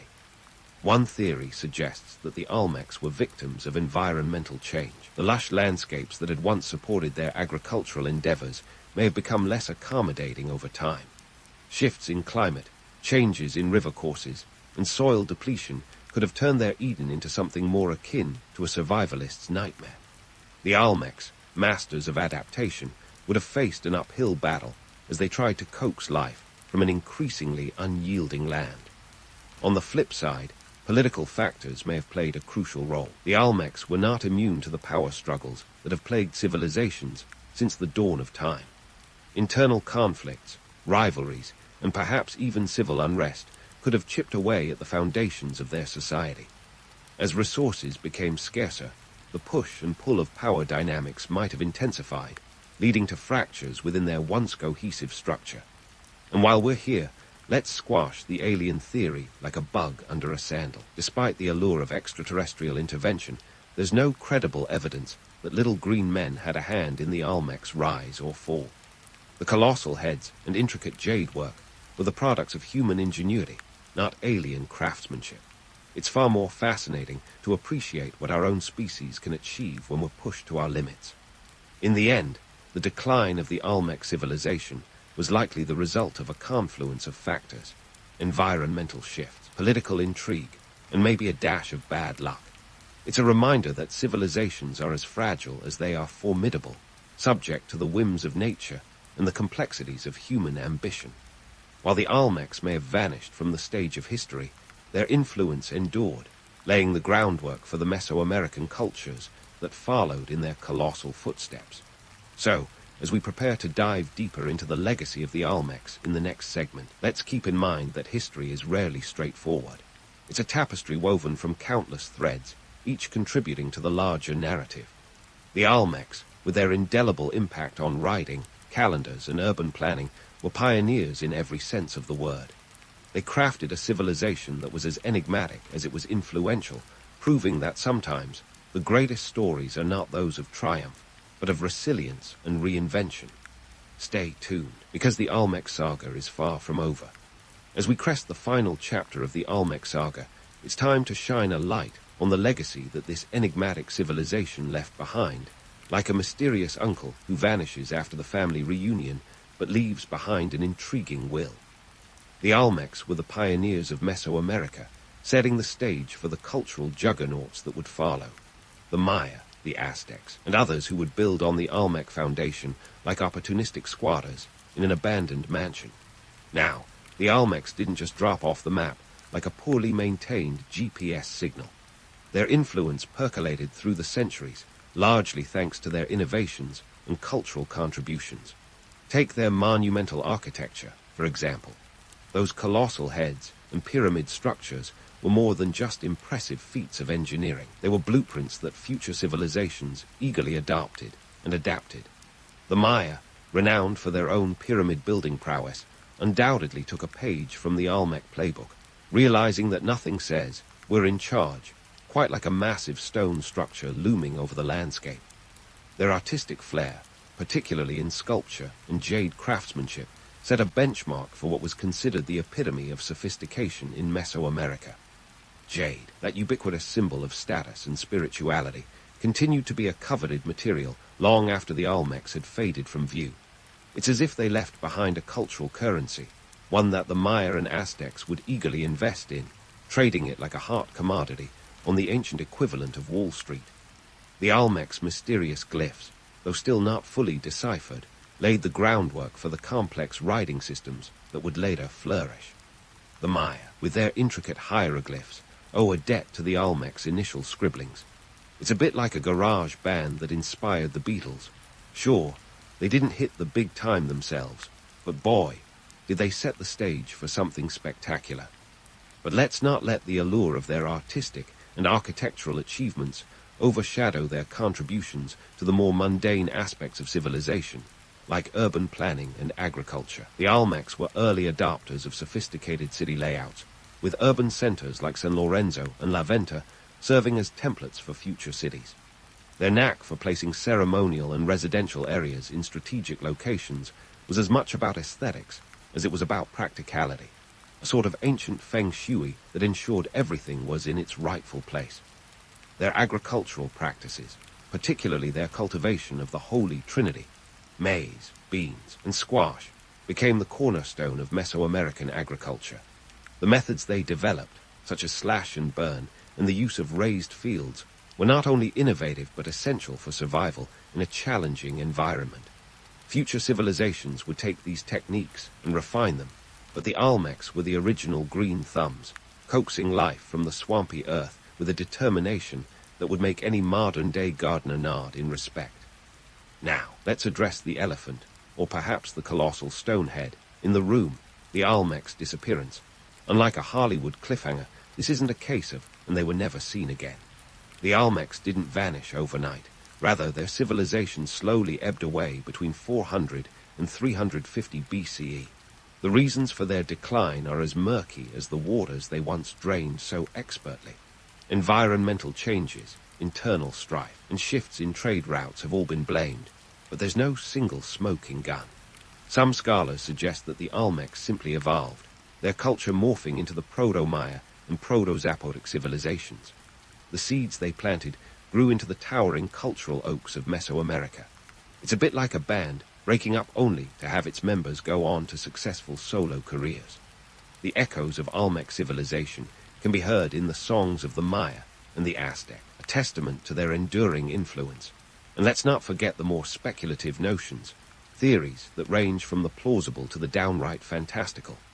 Everything from catastrophic natural events to the ever-popular alien intervention has been floated by those with a taste for the dramatic. Yet the truth, as it often is likely more mundane. Civilizations rise and fall, often not with a bang but with a whimper, as the inevitable tide of history washes over them. The Olmecs, then, are a reminder of the impermanence of power and the fragility of human achievement. Their legacy, however, is anything but fragile. It's a robust testament to their ingenuity, creativity, and adaptability. They may have slipped into the shadows of history, but their impact is indelibly etched into the DNA of Mesoamerican culture. As we wrap up this historical odyssey, it's worth reflecting on the enduring mysteries of the Olmecs. Why did they carve those colossal heads? What exactly did their glyphs record? And how did they manage to transport massive stone sculptures without the aid of modern machinery? These questions linger like the final notes of a symphony, unanswered yet resonant, inviting us to ponder the complexities of human history. In the end, the Olmec civilization is a testament to the power of human innovation and the indomitable spirit of a people who dared to carve a legacy from the earth and stone around them. They were the original pathfinders in a world that demanded both courage and creativity, and their story serves as a poignant reminder that history is not just a record of the past, but a living tapestry, woven from the threads of countless lives and legacies. So, as we bid farewell to the Olmecs, let's carry their story forward, a testament to the enduring power of human ingenuity in the face of adversity. In the swirling chaos of ancient Rome, where cobblestones and sandals set the scene, the Roman Senate began its unlikely rise from a motley crew of elders with more wrinkles than wisdom. Picture a band of old-timers who'd make your granddad's bridge club look like a rock concert. Back in the 8th century BCE, this ragtag bunch wasn't exactly commanding. They were more like the supporting cast in a toga-clad sitcom, tasked with advising the king in a city that was still practicing its lines on the world stage. Yes, these were the original influencers of Rome, without the hashtags and with a lot more facial hair. These early senators, or senex as the Romans called them, literally old men, were chosen for their experience, which was really just code for outlived most of their peers. No Tinder profiles here. It was all about who had the longest stories and the most grandkids. In a city that was essentially the Wild West of antiquity, these elders wielded power not through charisma or cunning, but through a more time-tested method. They owned land, lots of it. And if there's one thing that's been consistent throughout history, it's that owning land equals power. You could say they were the original landlords, and their tenants were an entire civilization. By the 6th century BCE, Rome was shedding its monarchic skin, and the Senate was elbowing its way into the power vacuum like a determined sharper on Black Friday. During the transition from monarchy to republic, a process akin to trying to turn an elephant into a ballerina, the Senate became the go-to institution for governance. This wasn't just because they had the most comfortable seats. It was a matter of economic muscle. The Senate's members, known as patricians, controlled Rome's wealth and resources. Think of them as the venture capitalists of their day, only without the tech startups and with more emphasis on grain and olive oil. Rome's economy at the time was an agricultural one, and those with the most fertile fields had the loudest voices. The Senate became the powerhouse. It was not because of some noble pursuit of democracy, but because they were the ones holding the purse strings. While the romanticized version of history might paint these senators as noble statesmen, the reality was more like a boardroom of agrarian oligarchs deciding who got what slice of the pie and how big that pie should be. But let's not ignore the social factors that allowed these old-timers to hold onto power like a toddler clutching their favorite toy. Roman society was as rigidly hierarchical as a wedding seating chart, with the patricians at the top and everyone else scrambling for scraps. The Senate was a members-only club where the initiation fee was your family name. This exclusivity wasn't just a power trip, it was a survival tactic. By keeping the circle tight, they ensured that the wealth and influence stayed within a select few families. Nepotism wasn't a dirty word, it was practically the Senate's motto. Yet, despite their influence, the senators had all the style of a beige wallpaper. Their fashion sense was a constant reminder that they were function over form. While their Greek counterparts were busy draping themselves in vibrant colors, Roman senators stuck to their white togas. Think of it as the ancient version of a power suit, minus the tie. But don't be fooled by the drab attire. The toga was a symbol of their status, a wearable badge of honor that screamed, "I'm important, and I have the fabric to prove it." However, this rise to power wasn't without its bumps. The Senate's journey from advisory council to governing body was anything but smooth. They faced internal squabbles, that would make a family Thanksgiving look tame. Political maneuvering was the name of the game, and senators were as adept at backstabbing as they were at debating. In this gladiatorial arena of words, the Senate honed its skills, learning to navigate the treacherous waters of Roman politics, where alliances were as stable as a house of cards in a windstorm. As the 6th century BCE drew to a close, the Roman Senate had cemented its place as the linchpin of Roman governance. No longer just a collection of elders with stories older than their wine, they had become the architects of a burgeoning republic. Armed with economic clout and a knack for political drama, these senators were the power players of their time, shaping the destiny of Rome with every decree and debate. The humble beginnings of this council of elders had given way to a political powerhouse, setting the stage for centuries of influence. And while they might not have been the most glamorous bunch, their legacy is anything but dull. Just as Rome's Senate was settling into its newfound groove as the Republic's puppet master, the political scene was anything but harmonious. Picture a legislative brawl where the stakes were as high as the ambitions. The Senate was not merely discussing crop yields or ceremonial sacrifices. It was crafting the very laws that would govern Rome's destiny. These weren't just dusty decrees. They were power-packed mandates that could make or break fortunes, ignite wars, or even topple governments. Think of them as the ancient world's version of viral tweets, with consequences that could outlast generations. Now, let's dive into the legislative powers, which the Senate wielded with the grace of a conductor and the subtlety of a sledgehammer. By the time Rome transitioned fully into the Republic era around 509 BCE, the Senate was the epicenter of political power. Senators could propose laws, manage foreign policy, and oversee financial matters. But don't get misty-eyed with visions of noble statesmen in a marble hall. The Senate was more a den of vipers than a sanctuary of philosophers. Each senator was out for themselves, with alliances shifting faster than a Roman chariot on race day. One of the Senate's most significant powers was its control over finances. They managed the treasury, and just like today, money talked loudly. With the purse strings firmly in their grip, senators could decide which military campaigns got funded and which public works received investment. The Senate didn't just dictate Rome's military adventures. They funded them, crafting the empire one coin at a time. It was like being handed the keys to the city and a blank check, all while wearing a toga. But let's not kid ourselves about the myth of the noble senator. These guys were less about serving the public good and more about padding their own estates. Bribery was as common as wine at a Roman banquet. In fact, by the late Republic, bribery had become so pervasive that the term ambiance was coined to describe it, a nod to the circuitous routes candidates took to win votes. And boy, did they take that word to heart. Elections were less about democratic ideals and more akin to a lavish party where the price of admission was a bribe. Of course, political corruption wasn't just about lining pockets. It was about power. Senators wielded their influence with all the subtlety of a gladiatorial match, with political maneuvering that would make Machiavelli blush. They orchestrated alliances and rivalries with precision, knowing that today's friend could be tomorrow's foe. The Senate was a cauldron of intrigue, where political brawls erupted with the intensity of a Vesuvian eruption.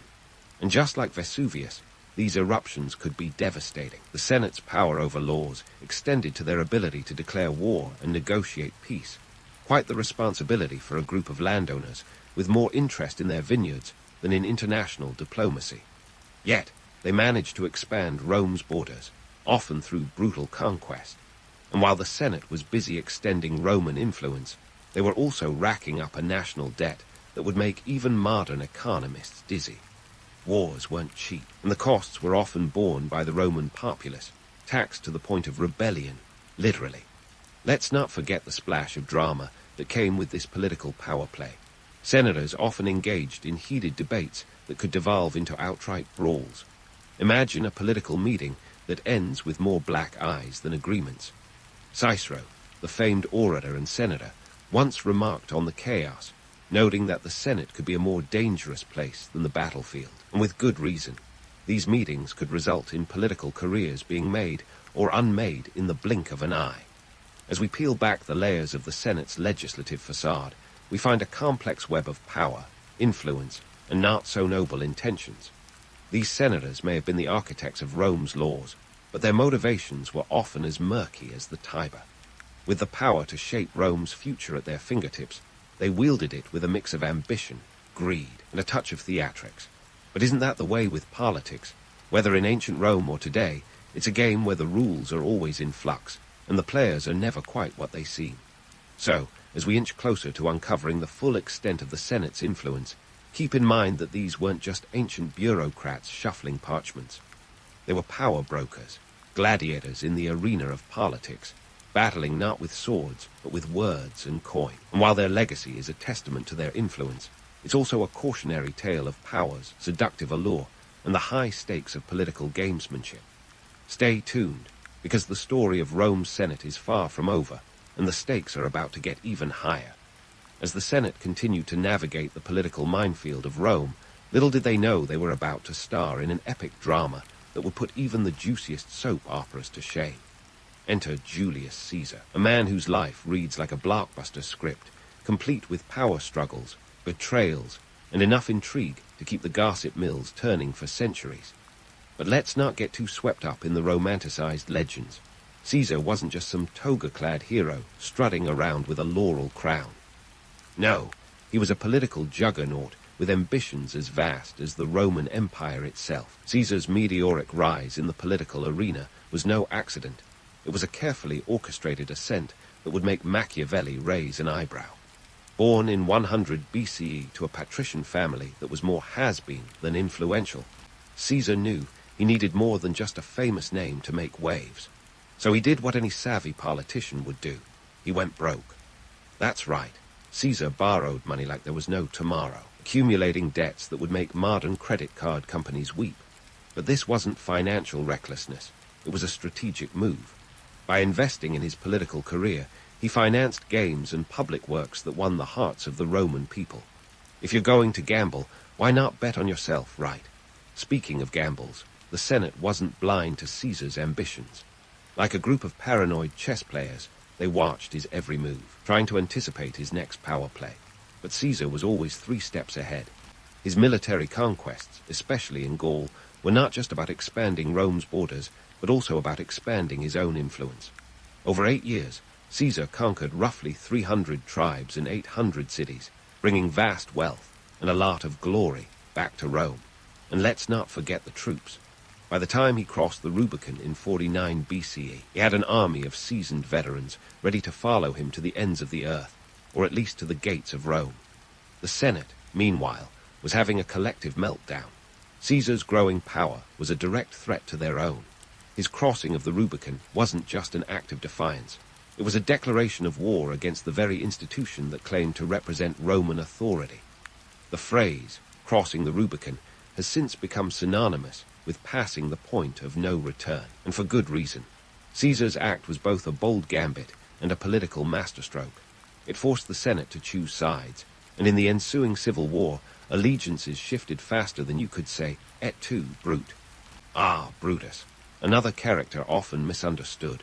The romantic notion of Brutus as a noble defender of the Republic is appealing, but the reality is a bit more, well, complicated. While Brutus is often portrayed as the ultimate backstabber, literally, his motivations were likely a mix of genuine concern for the Republic and good old-fashioned self-interest. After all, he was a senator with ambitions just like the rest. The assassination of Caesar on the Ides of March in 44 BCE was less about saving the Republic and more about a desperate attempt to restore senatorial power. But spoiler alert, it didn't quite pan out. The Senate's authority, once an unyielding pillar of the Republic, was now crumbling under the weight of Caesar's legacy and the rise of new power players like Mark Antony and Octavian. Antony, with his penchant for rhetoric and a flair for the dramatic, was Caesar's right-hand man and a formidable political force in his own right. But let's not sugarcoat it. Antony's alliances were as stable as a Roman banquet table after too much wine. His dalliance with Cleopatra, the Queen of Egypt, was as much about political strategy as it was about romance. It was a union that alarmed the Senate, who feared an Eastern influence that could tilt the balance of power. Enter Octavian, Caesar's adopted heir, and a master strategist with the patience of a chess grandmaster. Unlike Antony, who flaunted his ambitions with the subtlety of a marching band, Octavian played the long game. He skillfully navigated the treacherous waters of Roman politics, building alliances and biding his time. And when the moment was right, he struck with precision. By 31 BCE, the Battle of Actium saw Octavian's forces crush Antony and Cleopatra's, sealing their fate and Octavian's path to power. With Antony out of the picture, Octavian, soon to be Augustus, became Rome's first emperor, a title he accepted with a humble nod and a knowing smile. The Senate's role was now more ceremonial than authoritative, reduced to a supporting cast in Rome's imperial saga. But let's not dismiss them outright. The Senate still held sway in domestic matters and maintained a semblance of dignity, even as the real power shifted to the emperor. Augustus, the architect of the new imperial order, cleverly maintained the illusion of republican governance. He preserved the Senate, allowing it to function as a political theater where senators could debate and deliberate, all while he pulled the strings from behind the curtain. In reality, Augustus wielded ultimate authority, consolidating power with a deft touch that ensured stability, and his own position at the helm of the empire. The transition from republic to empire was marked by intrigue, ambition, and a fair share of bloodshed, but it also ushered in a period of unprecedented prosperity and expansion for Rome. As the empire flourished, so too did the myth of Rome itself, a legend of power and glory that endured long after the last senator laid down their toga.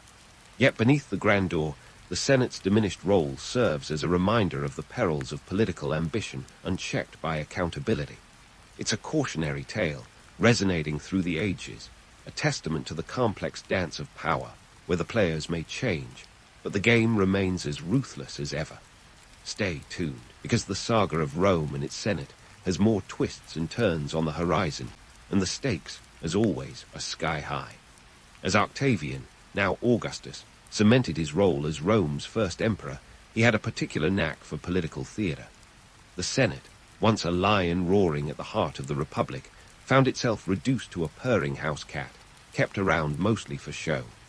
Augustus transformed the Senate into a kind of imperial window dressing, maintaining the outward appearance of republican tradition while hoarding the real power for himself. Imagine a stage play where the spotlight shines brightly on the actors, but the director is the one pulling the strings behind the scenes. The Senate still convened, of course, but their gatherings were less about governance and more about keeping up appearances. Augustus was a master illusionist, skillfully balancing the preservation of ancient institutions with the establishment of his autocratic rule. His genius lay in making the senators feel important, even as he quietly stripped away their authority. It was political sleight of hand at its finest, and Augustus played his role with the finesse of a seasoned magician. Under Augustus, the Senate retained some responsibilities, like overseeing certain legal matters and managing religious affairs. However, their influence on major political decisions was akin to a toddler's input on family dinner plans. The emperor's word was law, and the Senate's role was largely to nod in agreement. Augustus cleverly avoided declaring himself a king. Roman history wasn't exactly kind to monarchs, but as princeps, or first citizen, he wielded authority that would make any self-respecting monarch envious. The Senate's transformation was both a product of Augustus's shrewd politics and a reflection of the changing times. With the Republic's constant civil wars finally at an end, the Roman people were ready for stability and prosperity, even if it meant sacrificing some political freedoms. Augustus understood this perfectly, playing the long game by ensuring that his reign provided peace and plenty, what historians now call the Pax Romana. But let's not get too misty-eyed about this golden age. While Augustus's rule ushered in an era of relative tranquility, the pomp and ceremony of the Senate became a symbol of its impotence.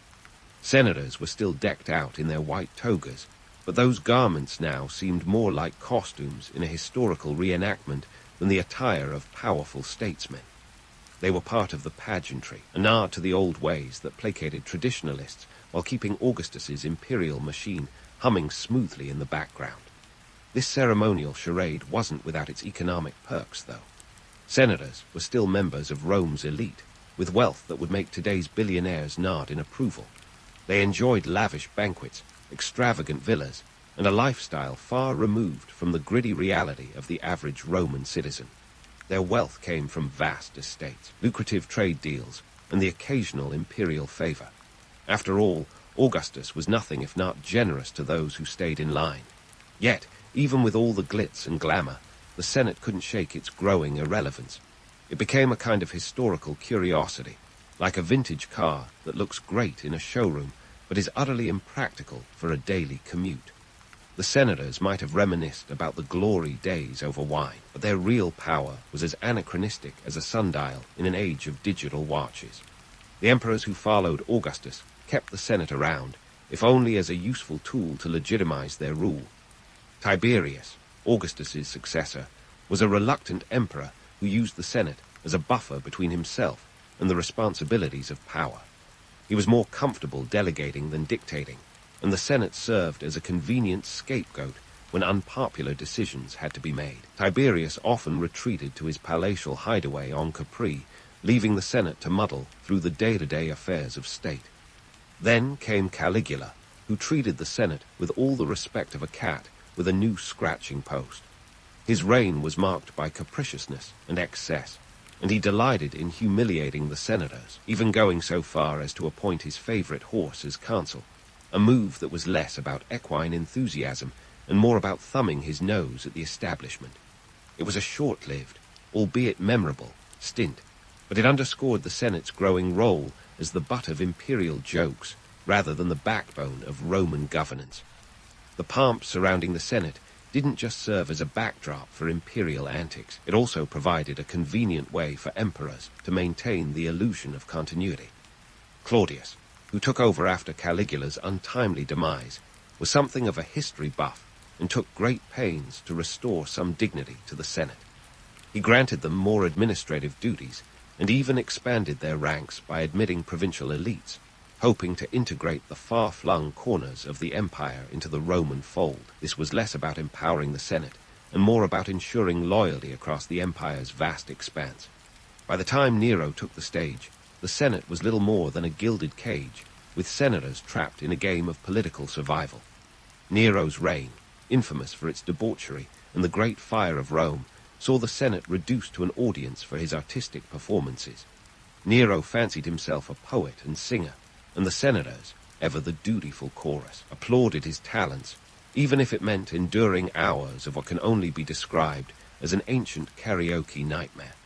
Despite the Senate's ceremonial role, it wasn't entirely toothless.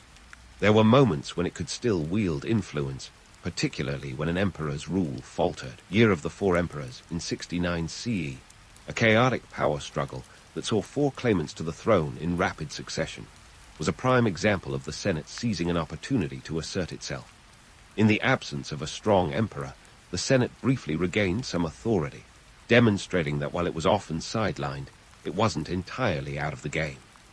Vespasian, who emerged victorious from this tumultuous period, understood the value of keeping the Senate on his side. He skillfully balanced imperial authority with senatorial prestige, restoring a measure of respect to the institution.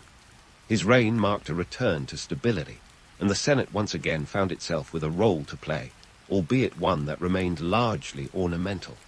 In a way, the Senate's transformation from a political powerhouse to a ceremonial body is a testament to the adaptability of Roman institutions. It was a relic of the Republic, preserved not for its efficacy, but for its symbolism.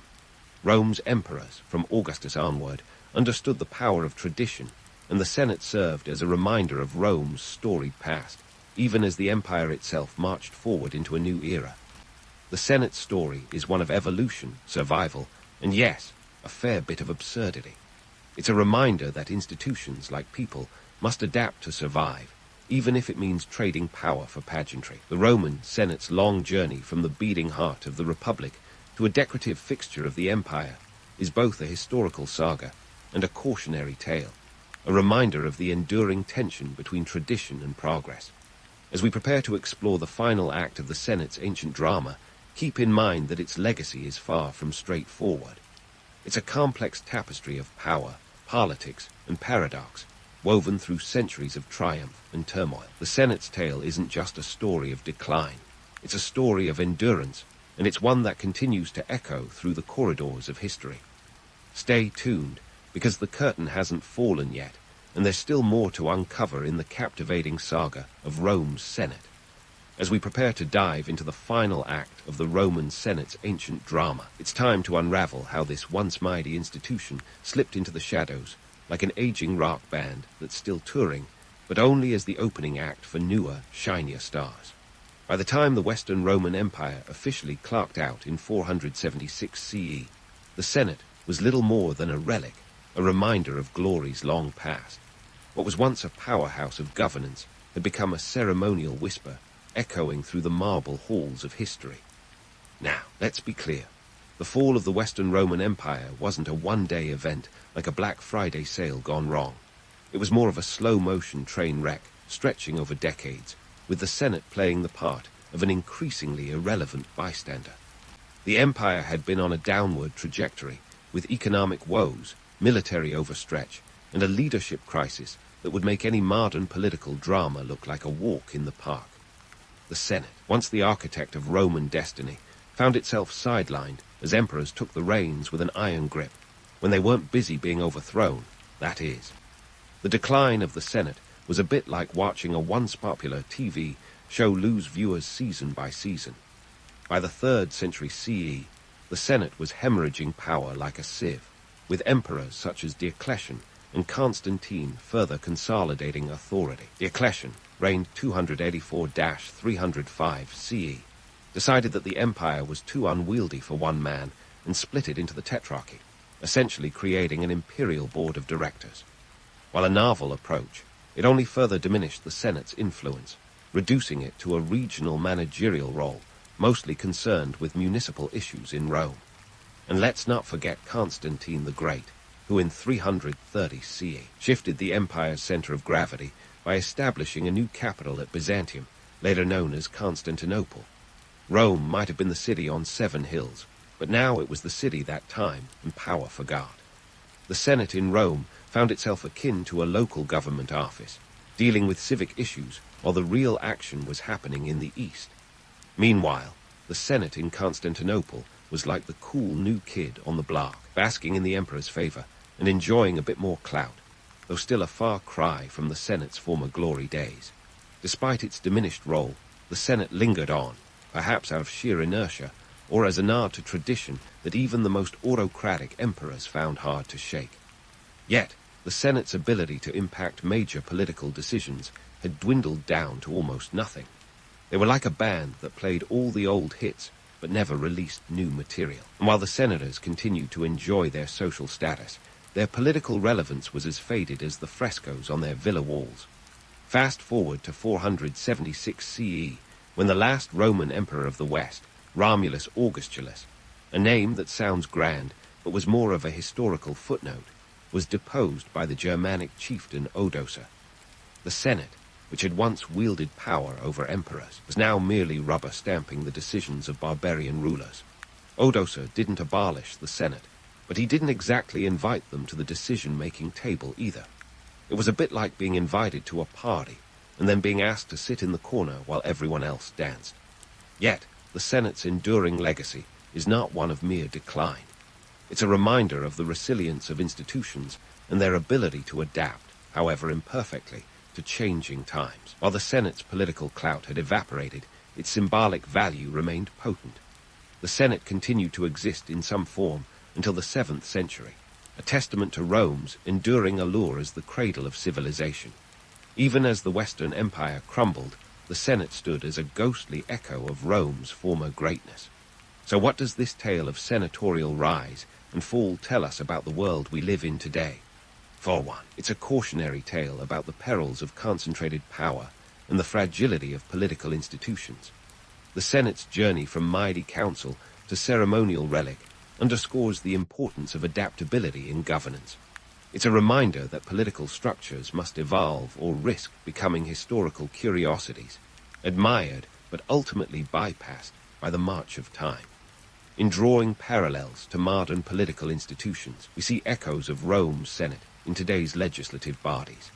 The balance of power, the interplay of tradition and innovation, and the struggle for relevance are as pertinent now as they were in ancient Rome.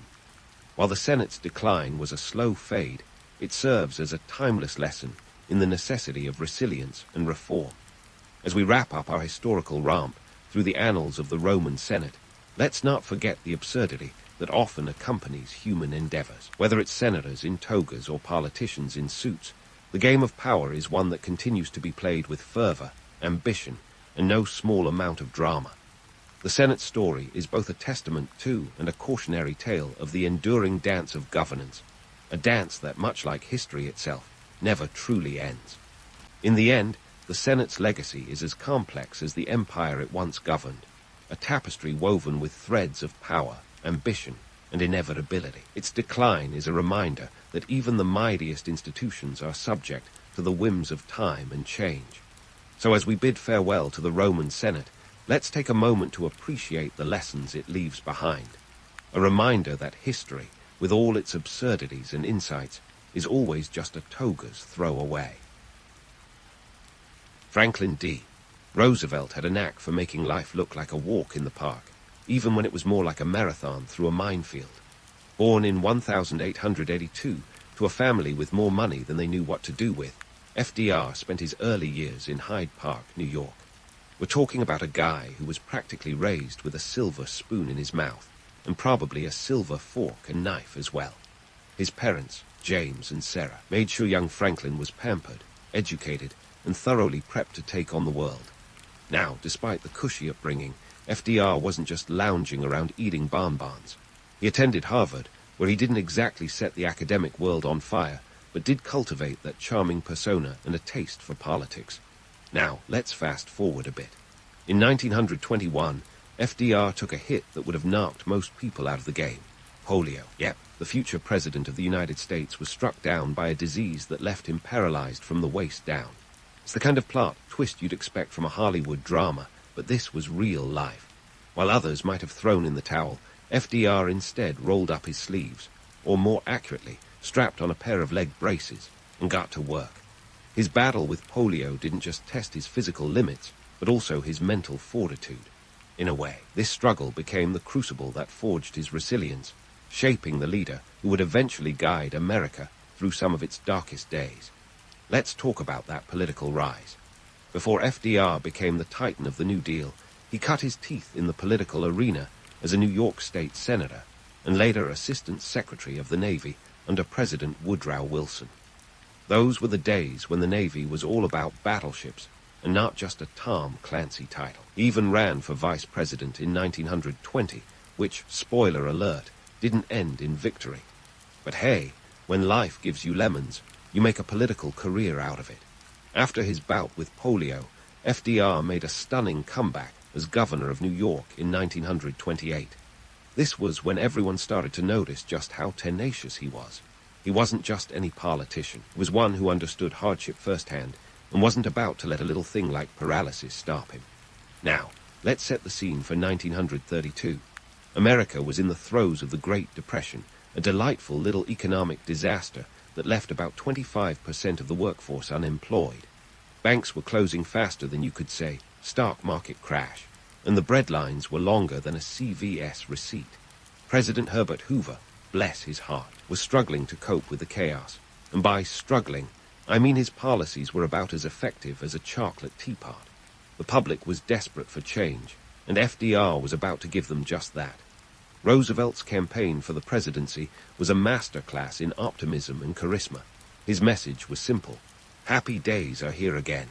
For a nation mired in despair, his promise of a New Deal was like a light at the end of a very dark tunnel. People were ready to believe in a leader who seemed to have a plan, even if the details were a bit fuzzy at the time.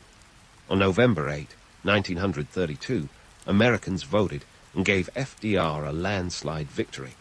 He won 472 electoral votes to Hoover's measly 59. Talk about a mandate. Roosevelt's victory wasn't just about numbers.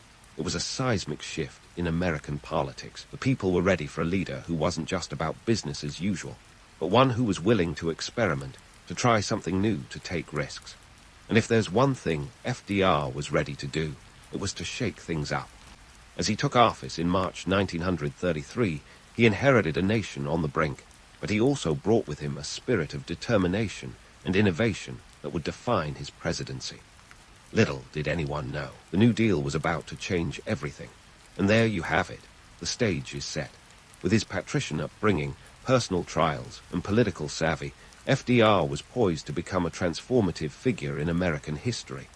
As the Great Depression loomed large, he stood ready to tackle the crisis head-on, armed with nothing but his wits, a team of advisors, and an unshakable belief in the possibility of a better future. Stay tuned, because this was just the beginning of a wild ride that would reshape the very fabric of the nation.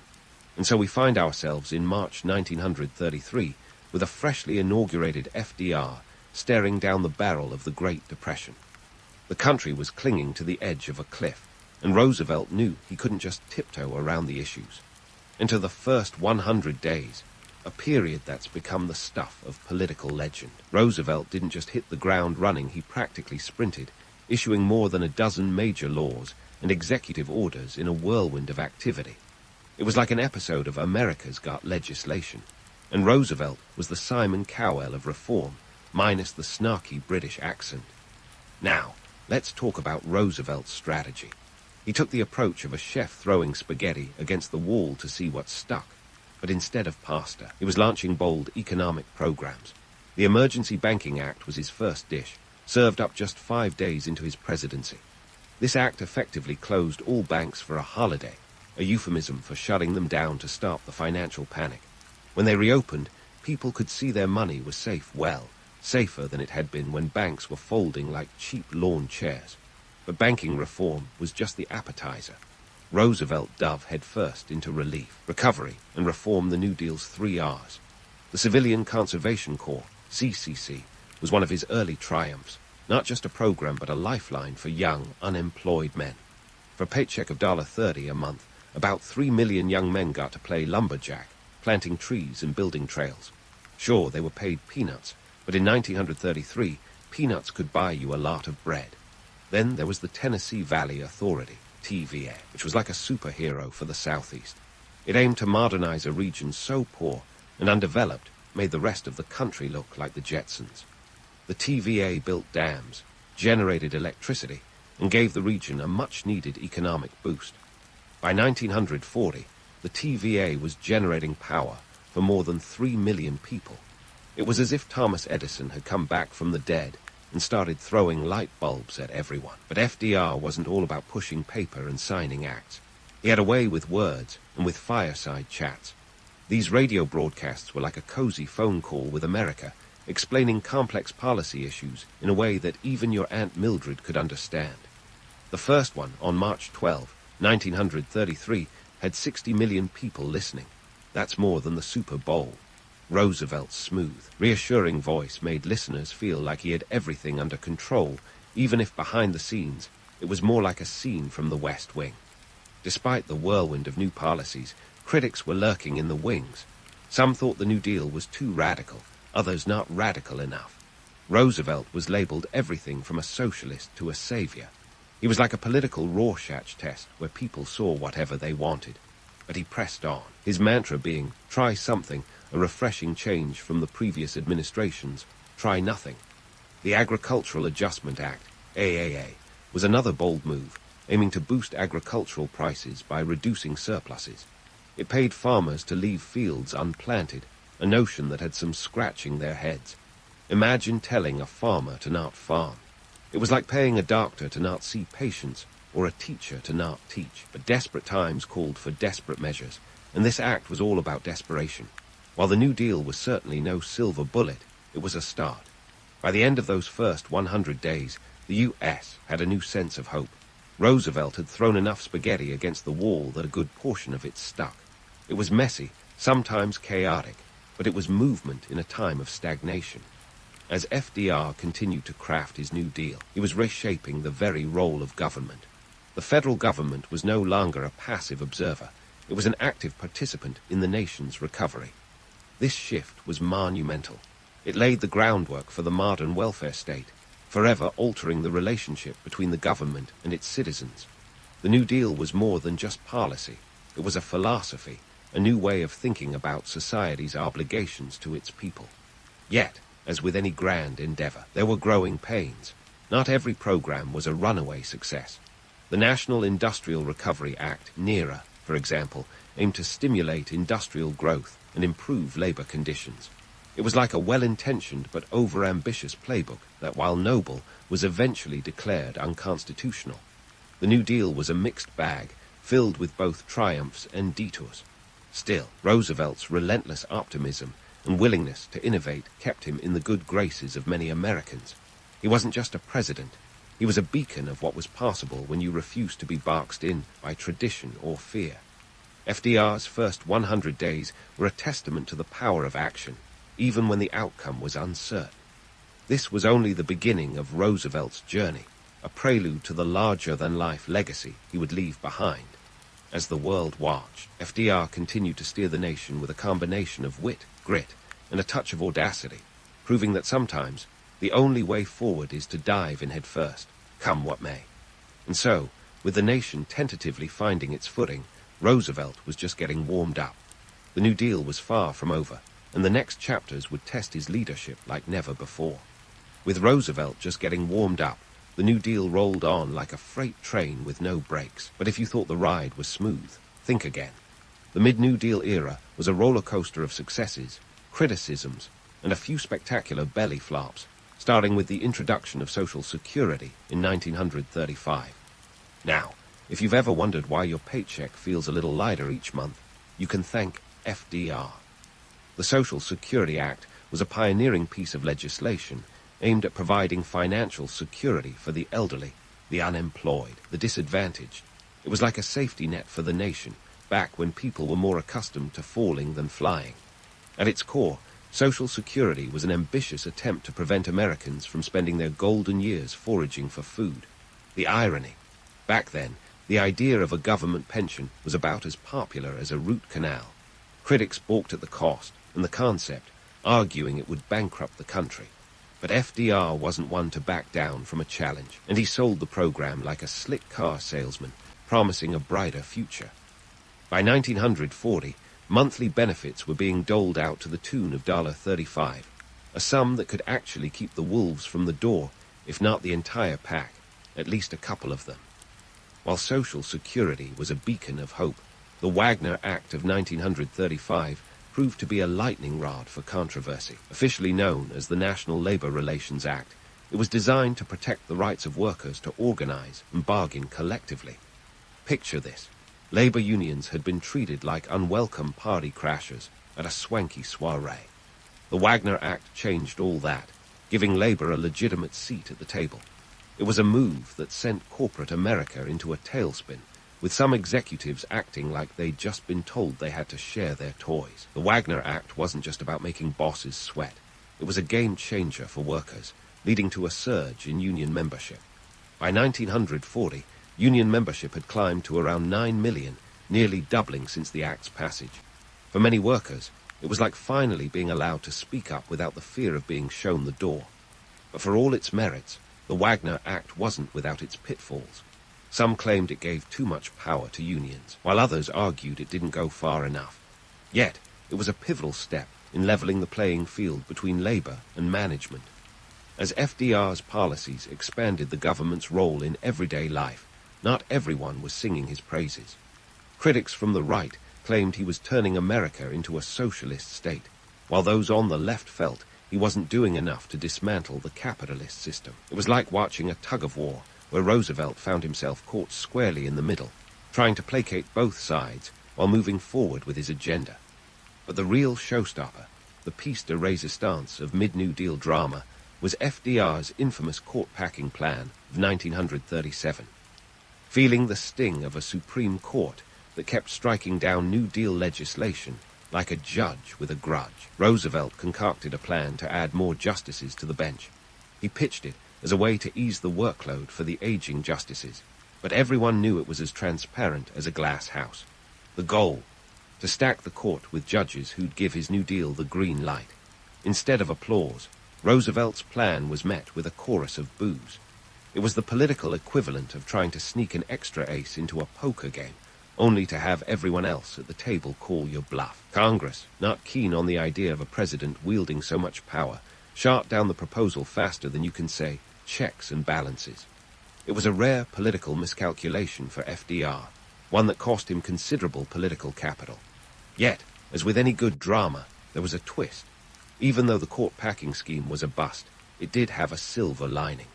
The Supreme Court, perhaps feeling the heat, started ruling more favorably on New Deal legislation. It was like they realized that while they had a gavel, Roosevelt had the people's mandate, and that was nothing to sneeze at.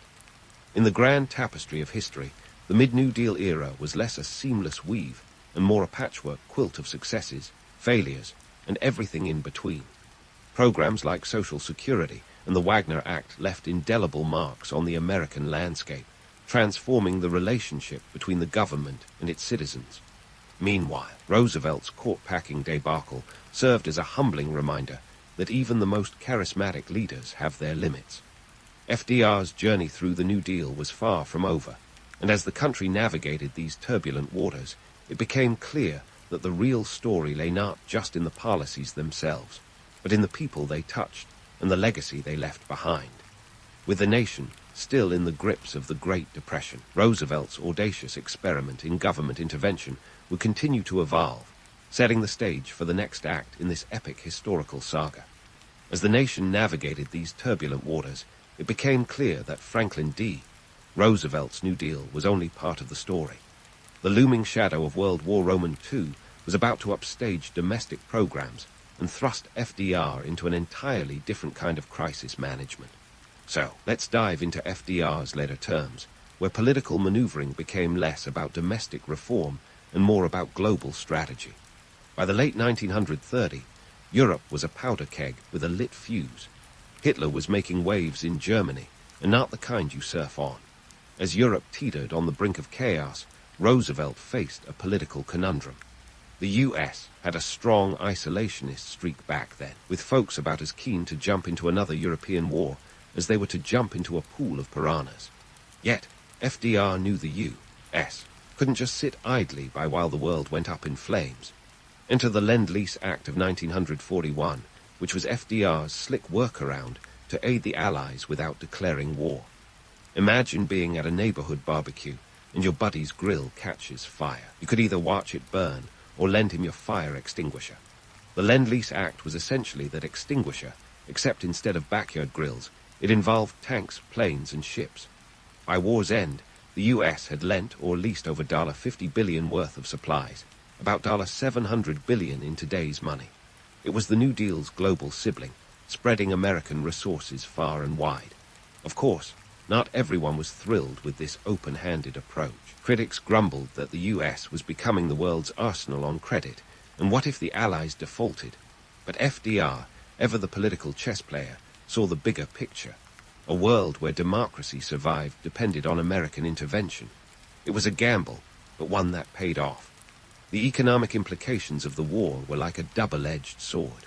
On one side, the war effort spurred industrial growth that the New Deal could only dream of. Unemployment plummeted as factories roared to life, producing everything from B-17 bombers to boots for soldiers. The average American worker saw their income rise nearly 70% between 1940 and 1945. It was as if FDR had found the magic formula for economic recovery, albeit one written in the grim script of war. But the other edge of that sword was sharp. The war effort required sacrifices, rationing, price controls, and a debt that ballooned faster than a hot air balloon at a county fair. The U.S. national debt soared from $49 billion in 1941 to a staggering $259 billion by 1945. Talk about a fiscal hangover. Yet, the war economy fundamentally transformed American society, turning the country into a superpower almost overnight. Roosevelt's leadership style evolved alongside these global tensions. Gone was the experimental New Dealer, replaced by a wartime strategist with a keen eye for diplomacy. His famous fireside chats took on a new tone, rallying the nation in the face of adversity.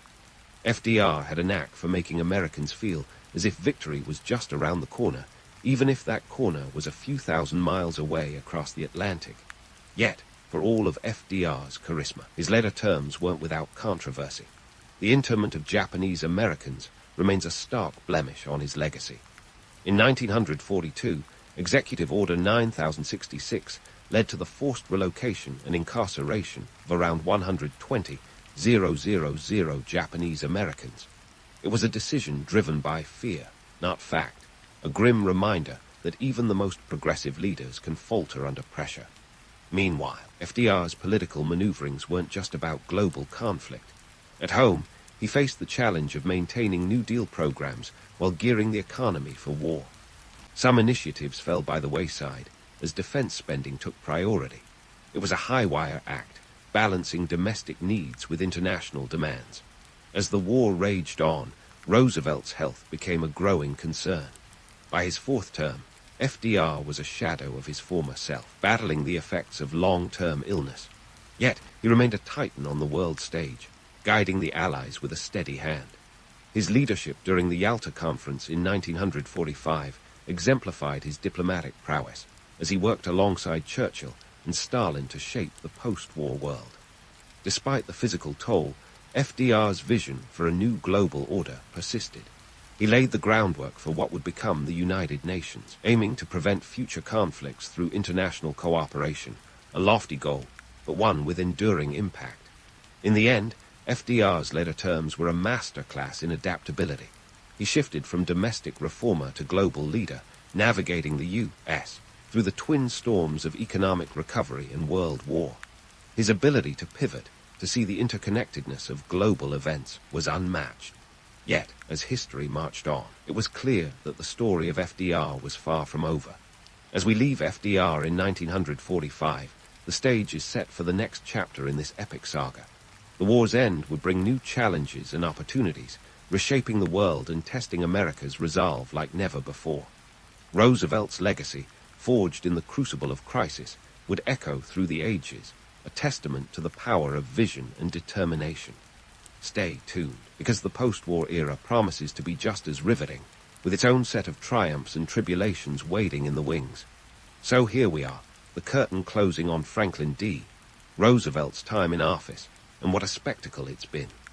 You could say FDR's presidency was a bit like a magic show, full of dazzling acts, a few sleights of hand, and an audience that left divided on whether they just witnessed genius or illusion. But as the lights dim on FDR's era, it's crucial to sift through the smoke and mirrors to understand the legacy he left behind.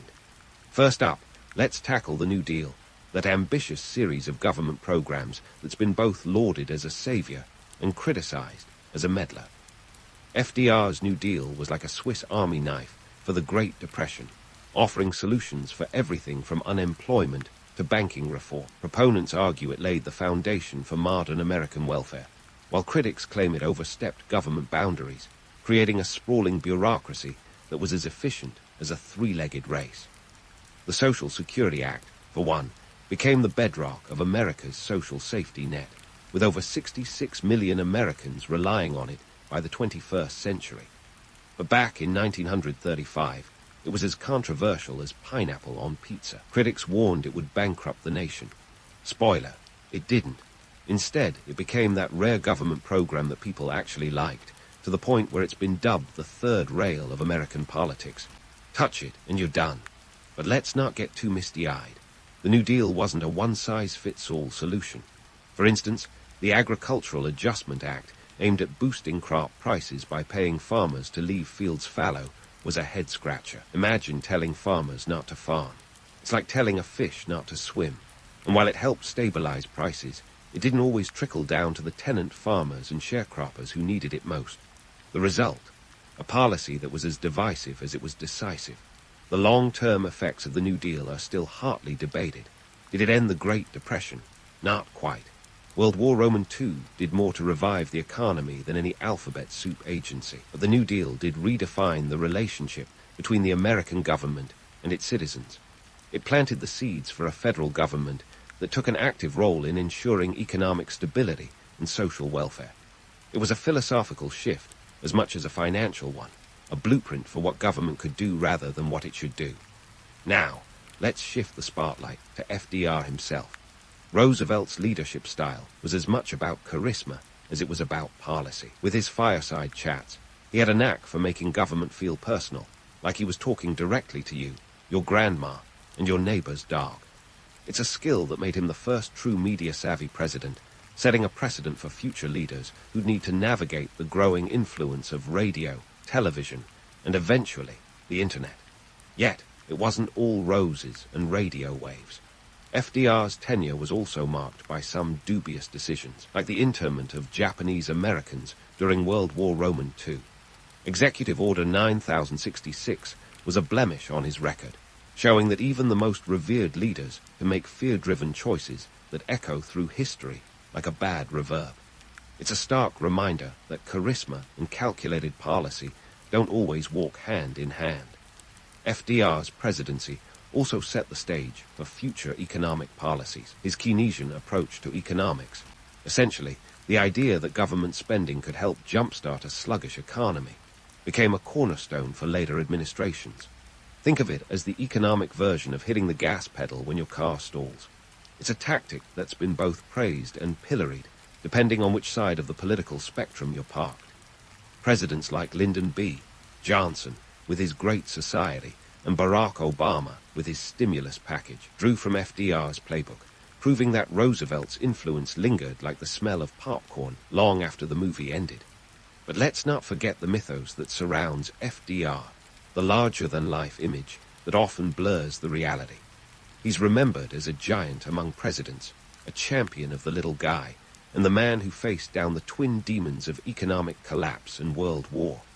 Yet, the reality is more nuanced. FDR was as much a political animal as he was a humanitarian, adept at navigating the murky waters of Washington with the grace of a swan and the cunning of a fox.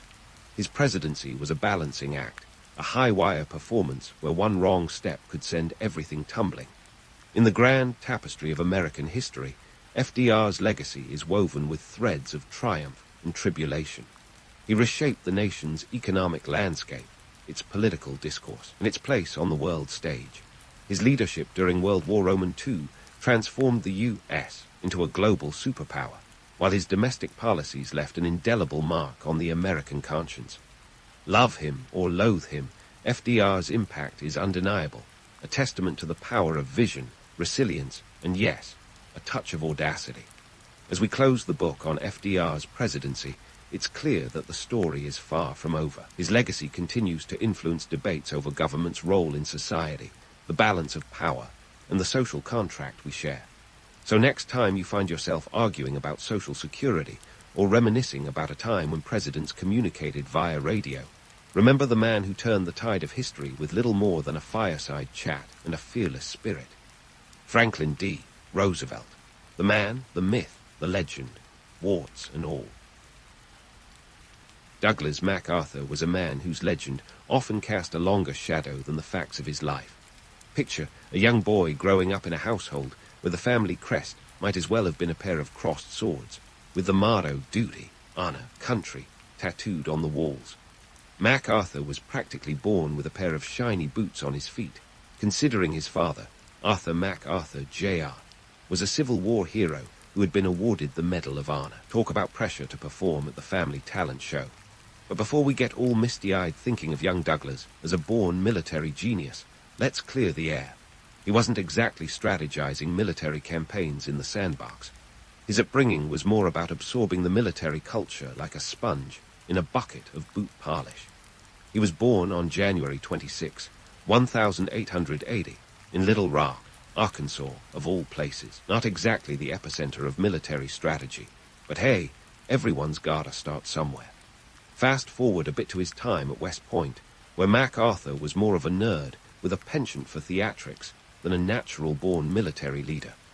He graduated in 1903, ranking first in his class of 93 cadets, which sounds impressive until you realize that he was also known for his flair for the dramatic. He had a knack for staging photos to look more gallant than a knight in shining armor. One could argue he was the original Instagram influencer, if Instagram were a thing in the early 1900s. MacArthur's strategic thinking didn't burst forth fully formed like Athena from Zeus's head. It developed over time, influenced by his experiences and his family's expectations. His early military exploits were more about learning the ropes than revolutionizing warfare. During World War I, he served in France, where he was promoted to brigadier general in 1918. Here's a little trivia nugget. While leading the 42nd Rainbow Division, he decided to do away with helmets and gas masks during an attack, arguing that they hindered communication and visibility. It was a bold move, one that was pure MacArthur, unconventional, risky, and let's be honest, a bit reckless. But it worked, earning him 2 Distinguished Service Crosses for his actions. Sometimes fortune favors the brave or the audacious. Then there's the infamous corncob pipe, his constant companion and personal brand statement. It wasn't just a pipe, it was a prop, a symbol, a metaphorical exclamation point at the end of his sentences. If you saw MacArthur without it, you might double-take, wondering if the man had left half of himself behind. Much like his military strategies, the pipe was a bit of a lucky charm, a talisman that he believed brought him good fortune. As MacArthur rose through the ranks, his strategic thinking began to crystallize into something formidable. He had an uncanny ability to see the big picture, often focusing on what needed to be done rather than what was expected. His time as the superintendent of West Point from 1919 to 1922 was when he introduced significant reforms, modernizing the curriculum and expanding the physical education program. It was less about creating a pipeline of automatons and more about developing thinkers who could adapt to a rapidly changing world. But let's not get too carried away with the idea of him as a reformer tirelessly working for the greater good. MacArthur was a savvy operator who understood the power of public perception. He knew how to keep himself in the spotlight, skill that would serve him well throughout his career. His penchant for staging photos wasn't just a youthful quirk, it was a lifelong strategy. He understood that a well-timed image could convey more than 1,000 words, and he used this to his advantage, crafting his image as a larger-than-life figure. It's worth noting that MacArthur's early career was not without controversy. He had his share of critics who saw him as arrogant and self-serving. In 1932, during the Bonus Army debacle, he was called in to disperse World War I veterans who were demanding early payment of a bonus promised to them. MacArthur, ever the dramatic figure, took a heavy-handed approach, using troops to clear the veterans' camps. It was an unpopular move, one that tarnished his reputation. Still, it demonstrated his willingness to make tough decisions, even if they weren't popular. So there you have it. Douglas MacArthur's early life and career were a mix of inherited expectations, personal ambition, and a flair for the theatrical. He wasn't a born leader in the mythical sense, but rather a product of his environment, shaped by the military culture that surrounded him. His strategic thinking and penchant for dramatics would lay the groundwork for his future exploits during World War II, where he would truly make his mark as a military mastermind. But that's a story for another day, or at least another part of this series. As MacArthur prepared to make his mark on the world stage during World War II, he found himself in the Philippines, a place that was as much a strategic point as it was a potential trap.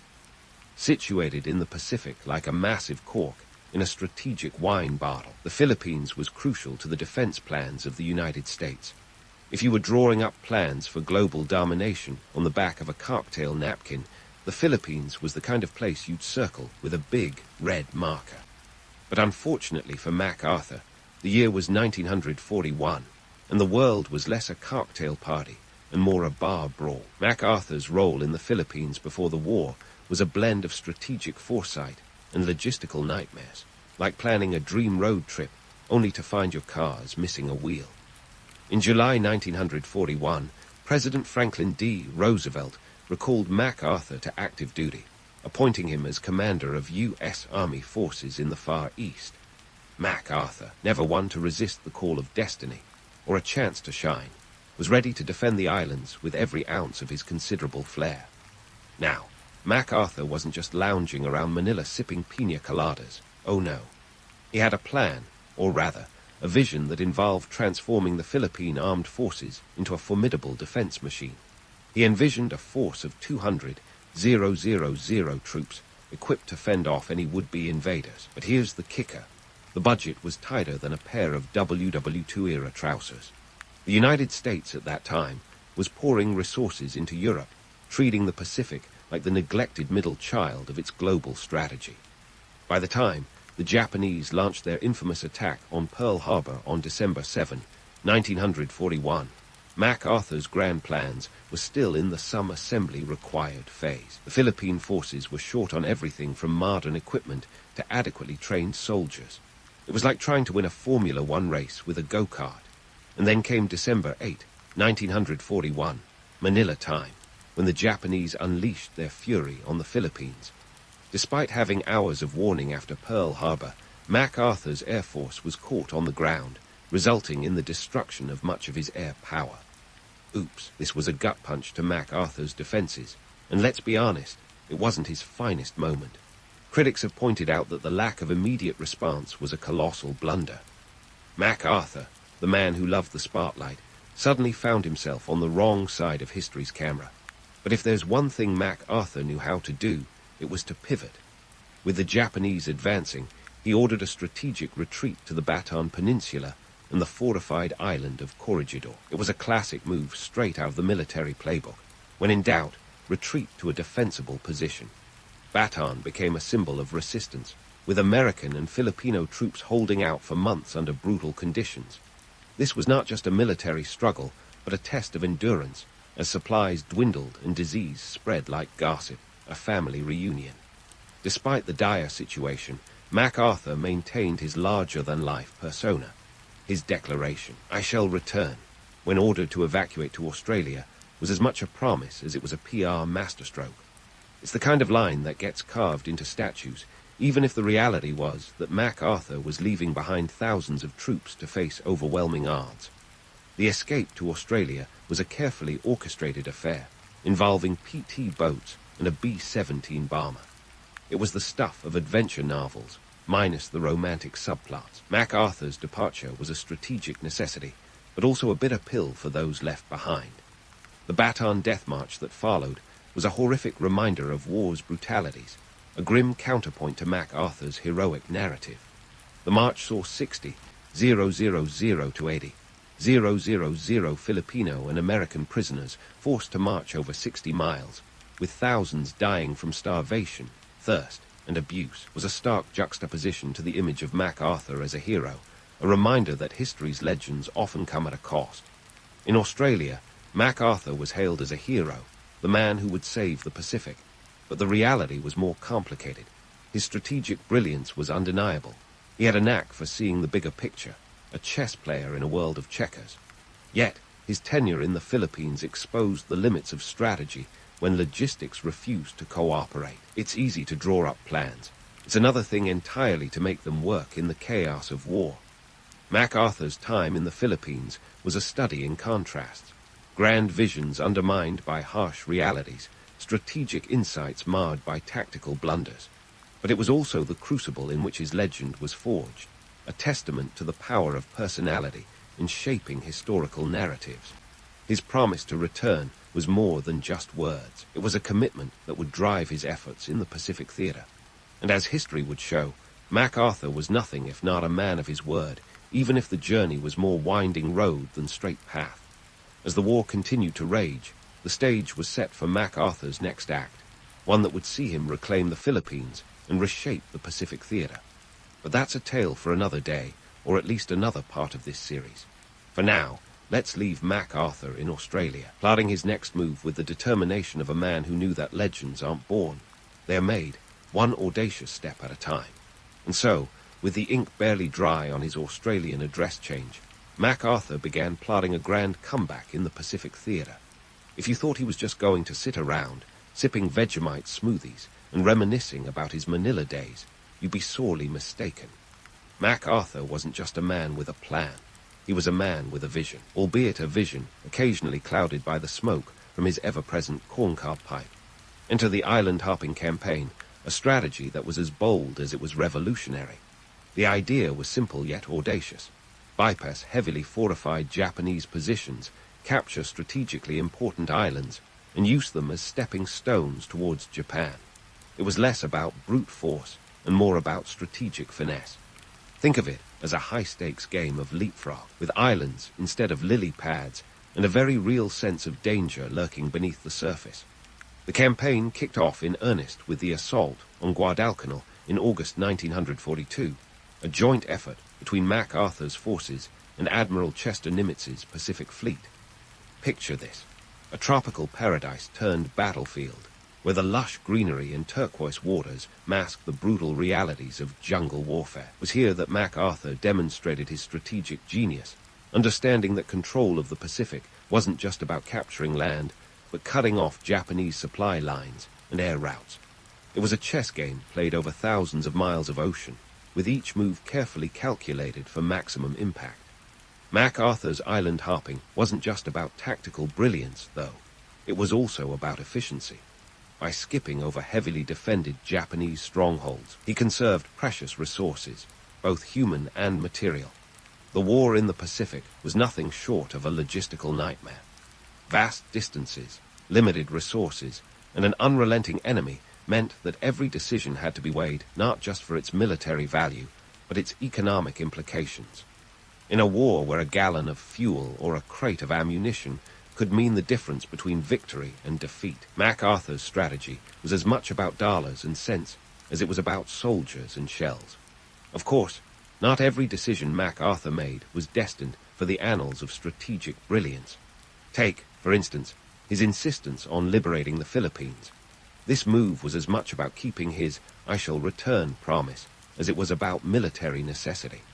Critics argued that bypassing the Philippines in favor of a direct assault on Japan could have shortened the war. But to MacArthur, the Philippines was personal, a matter of pride and reputation. It was like returning to a party where you'd been unceremoniously kicked out, determined to prove you were the life of it all along.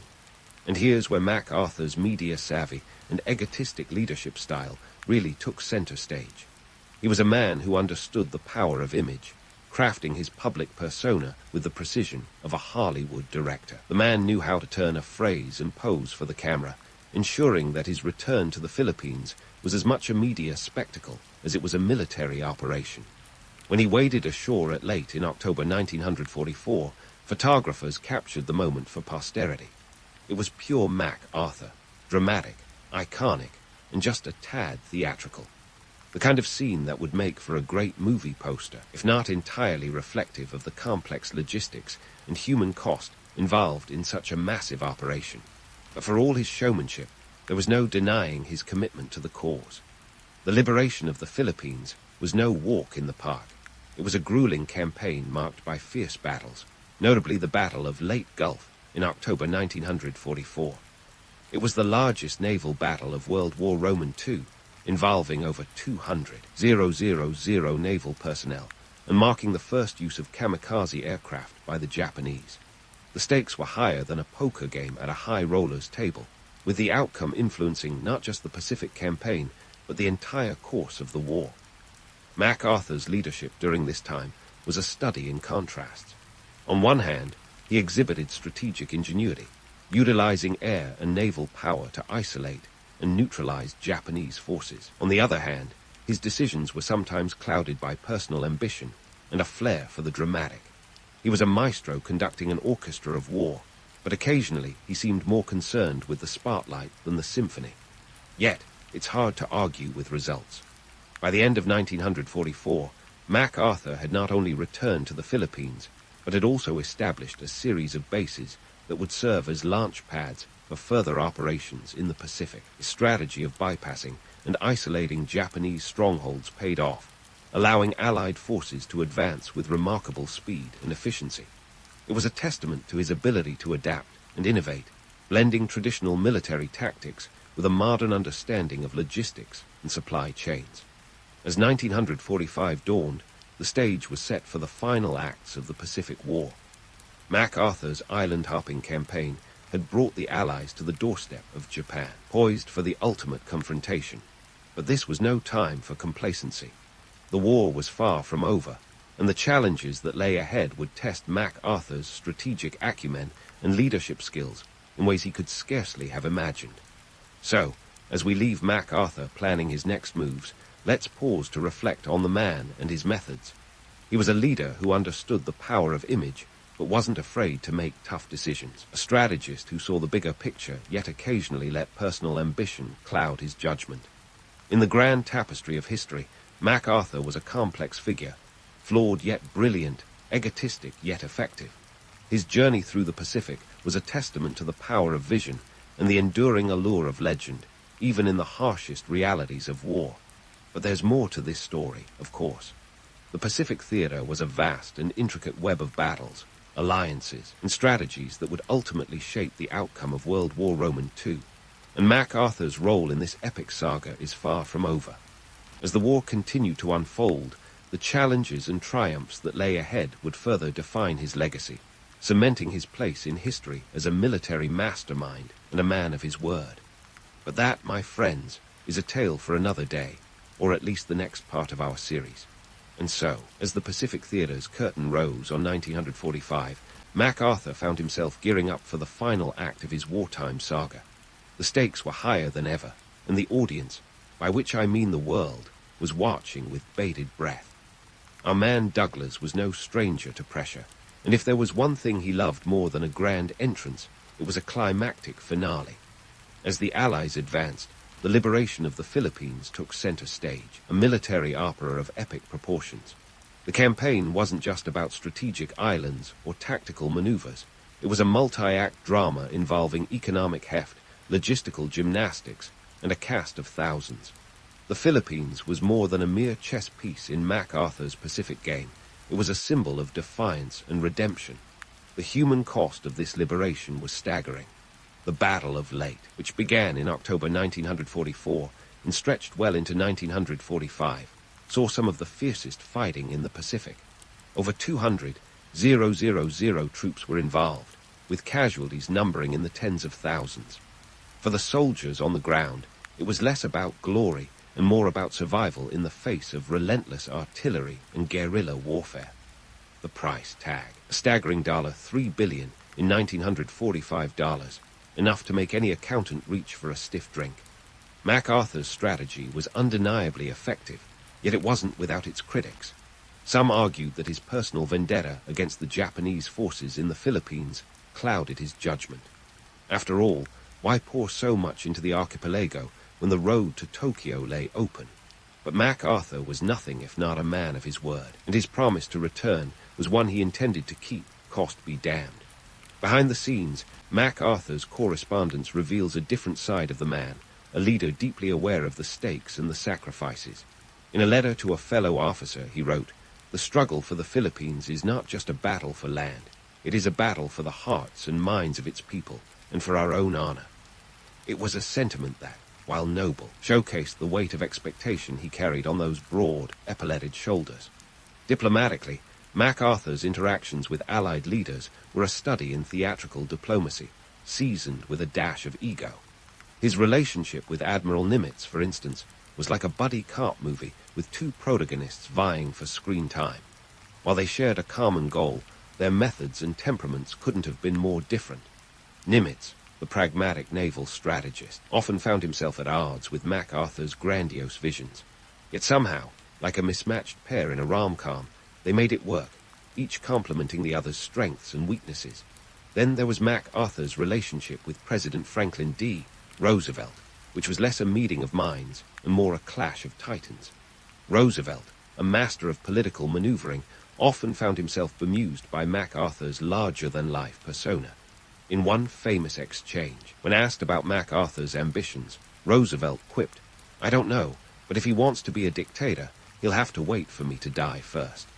It was a line that captured the tension and mutual respect between two colossal egos navigating a world in turmoil. As the liberation of the Philippines progressed, the economic and social impacts became increasingly apparent. The destruction left in the campaign's wake was monumental, with cities like Manila reduced to rubble. It was a bitter pill for the Filipino people, who bore the brunt of the conflict's devastation. The war's toll on the civilian population was a stark reminder that in the theater of war, the lines between victory and tragedy often blur. Meanwhile, in the corridors of power, MacArthur was busy planning the next phase of his Pacific adventure. The road to Japan was paved with strategic challenges and logistical nightmares. Yet MacArthur navigated these waters with the confidence of a man who had already written the script. His vision was clear. Japan's defeat would come not just from military might, but from cutting off its supply lines and isolating its forces. But MacArthur's strategies were not without their economic implications. The cost of maintaining such a vast military presence in the Pacific was immense, with expenditures running into the billions. It was a harsh economic reality that weighed heavily on Allied resources, stretching supply lines and treasury coffers to their limits. The war was as much a battle of budgets as it was of bullets, and MacArthur knew that every decision had to balance military necessity with fiscal responsibility. Yet, despite the challenges, MacArthur's island-hopping campaign continued to make headway. Each new victory brought the Allies closer to Japan. Each island captured a stepping stone toward the final goal. It was a testament to MacArthur's strategic acumen and his ability to adapt to the shifting tides of war. His leadership style, equal parts charisma and calculation, proved instrumental in keeping the momentum going, even when the odds seemed insurmountable. As the Allies closed in on Japan, the stage was set for the final showdown. MacArthur's vision of a liberated Pacific was tantalizingly close, yet the road ahead was fraught with peril. The Japanese, though on the defensive, were far from defeated, and the cost of invasion loomed large. In the end, MacArthur's legacy in the Pacific theater was one of audacious vision and relentless determination. He was a man who understood that history is written not just by victors, but by those willing to take risks, to defy convention, and to push the boundaries of what was possible. His journey through the Pacific was a testament to the power of leadership in the face of adversity, a reminder that even the most daunting challenges can be overcome with courage, conviction, and a touch of theatrical flair. But as this chapter of MacArthur's story draws to a close, the war itself is far from over. The Allies' march toward Japan is gathering pace, and the final acts of World War II are yet to unfold. MacArthur's role in these climactic moments will be pivotal, shaping not just the outcome of the conflict, but the future of a post-war world. As we prepare to dive into the next part of this epic saga, it's clear that MacArthur's journey is one of relentless ambition, strategic brilliance, and a legacy that continues to resonate to this day. As the Allies tightened their grip on Japan, scene was set for MacArthur's post-war narrative to unfold like a Broadway drama with a dash of global politics. Cue the curtain rise on September 2, 1945, aboard the USS Missouri, where MacArthur, in his signature style, presided over the Japanese surrender.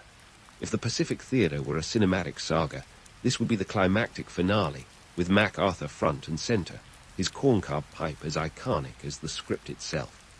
Yet, the end of World War II was just the beginning of the sequel in MacArthur's saga. The transition from wartime military leader to peacetime political influencer was less a gentle fade-out and more a dramatic scene change. Enter the post-war rebuilding of Japan, a reconstruction project that makes HGTV renovations look like child's play.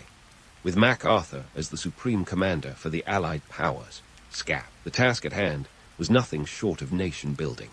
The cost, a cool $2 billion in aid by 1952, a hefty sum that underscores the economic heft behind the Marshall Plan-style effort in Asia. MacArthur's approach to rebuilding Japan was a curious blend of idealism and pragmatism, like mixing a cocktail of democracy with a dash of authoritarian flair. He spearheaded reforms that transformed Japan from an imperial power to a constitutional democracy. This wasn't just about drafting a new constitution. It was about reshaping a society from the ground up.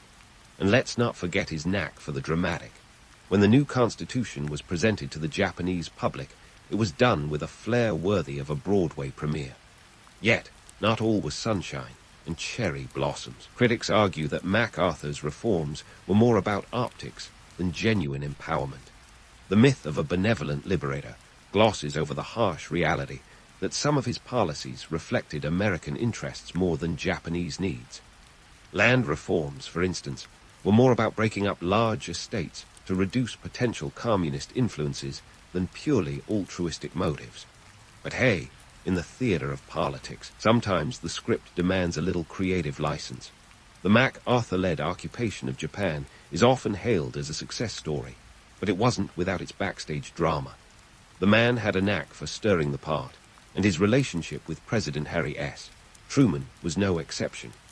Truman, a president who knew how to wield a pen as sharply as a sword, found himself repeatedly at odds with MacArthur's grandstanding. Their exchanges were less cordial correspondence and more a series of diplomatic sparring matches.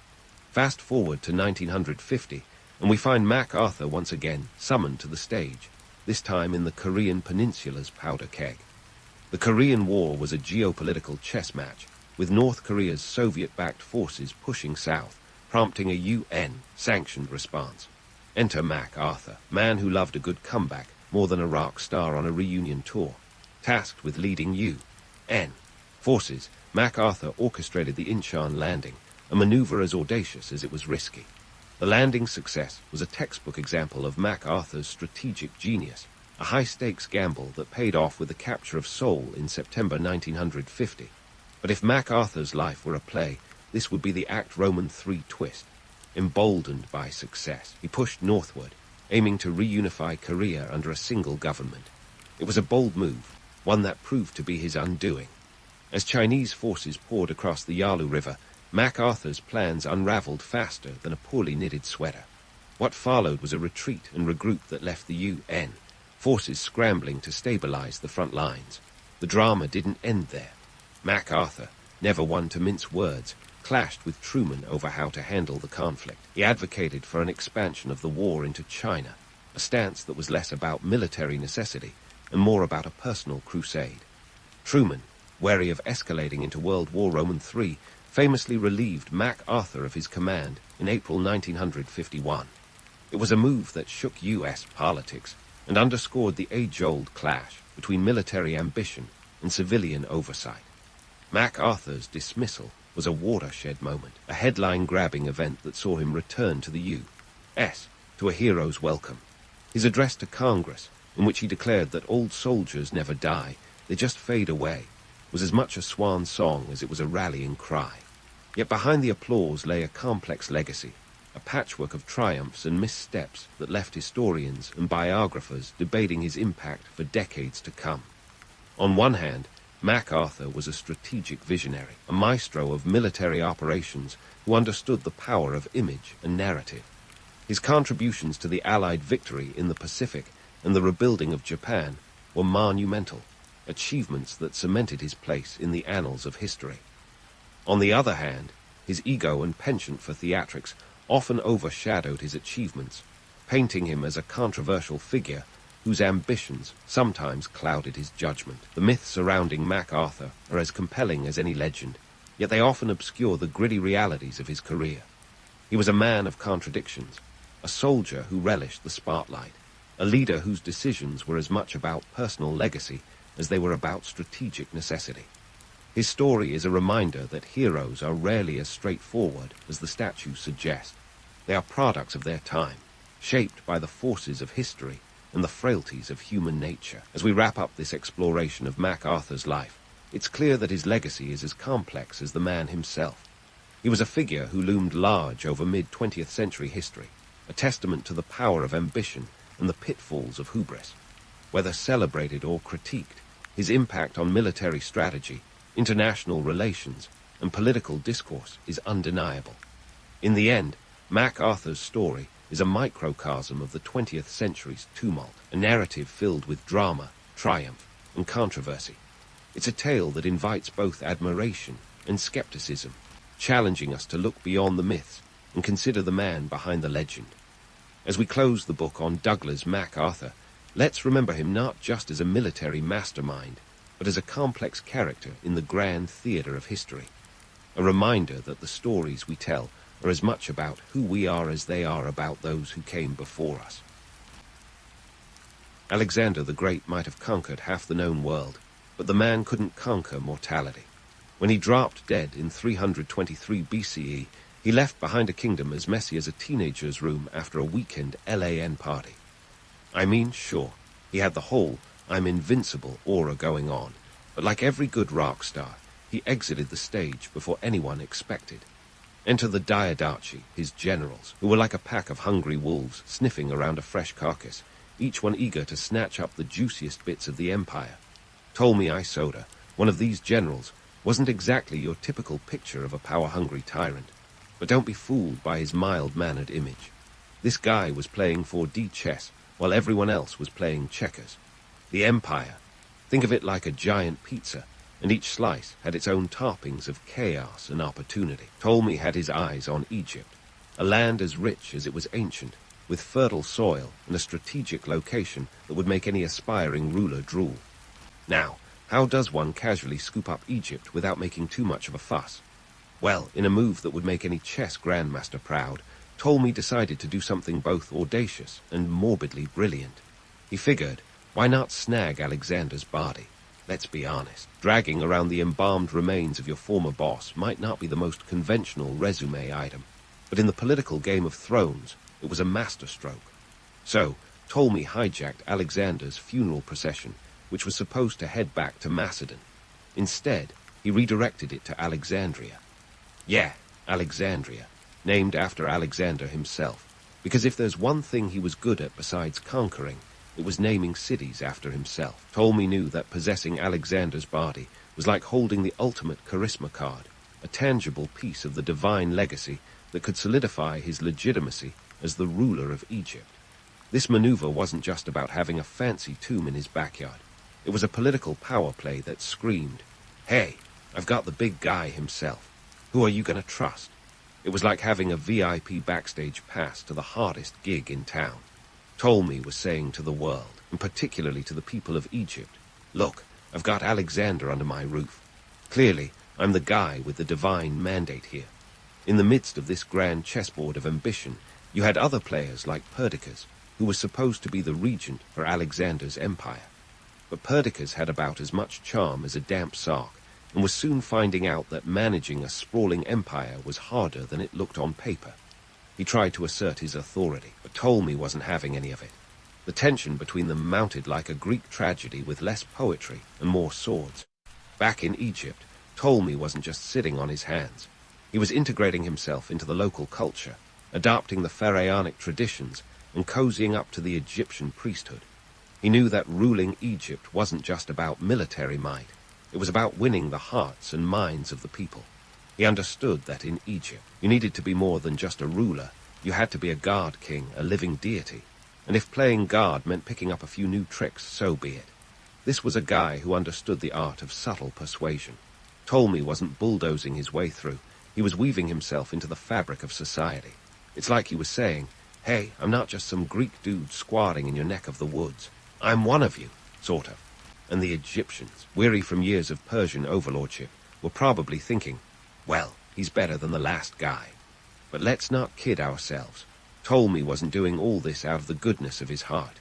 He saw Egypt as a land of boundless potential, with its rich Nile delta and lucrative trade routes. Underneath all the political posturing was a businessman who understood that Egypt was the jackpot of the ancient world.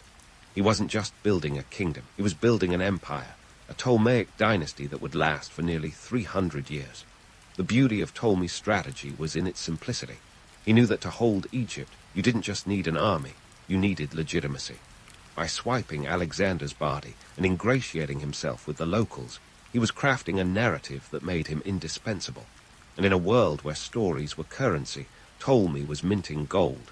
All the while, the other generals, the so-called Diadochi, were busy carving up the rest of Alexander's empire like a pack of ravenous hyenas.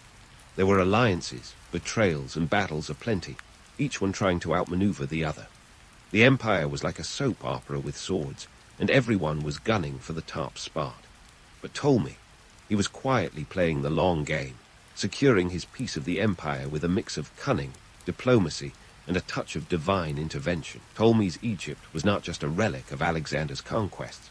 It was a new chapter in a much older story, a tale of pharaohs and gods, of sand and stone, reborn under Greek rule.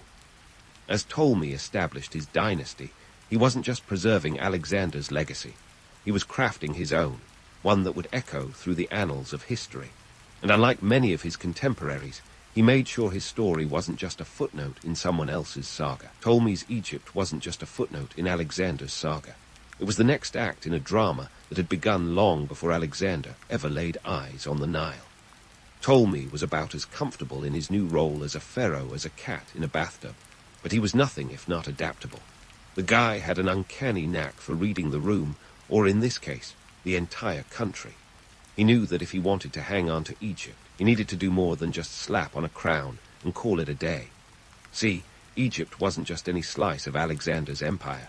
It was the land of the pharaohs, steeped in thousands of years of tradition.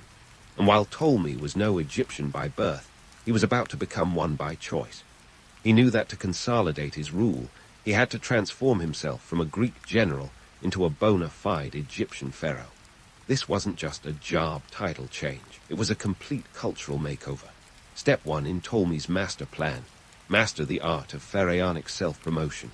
This guy didn't have Instagram, but he sure knew how to build a brand. And what better way to start than by controlling the very lifeline of Egypt, grain production. The Nile Delta was like the ancient world's breadbasket, and Ptolemy was about to take full advantage of it.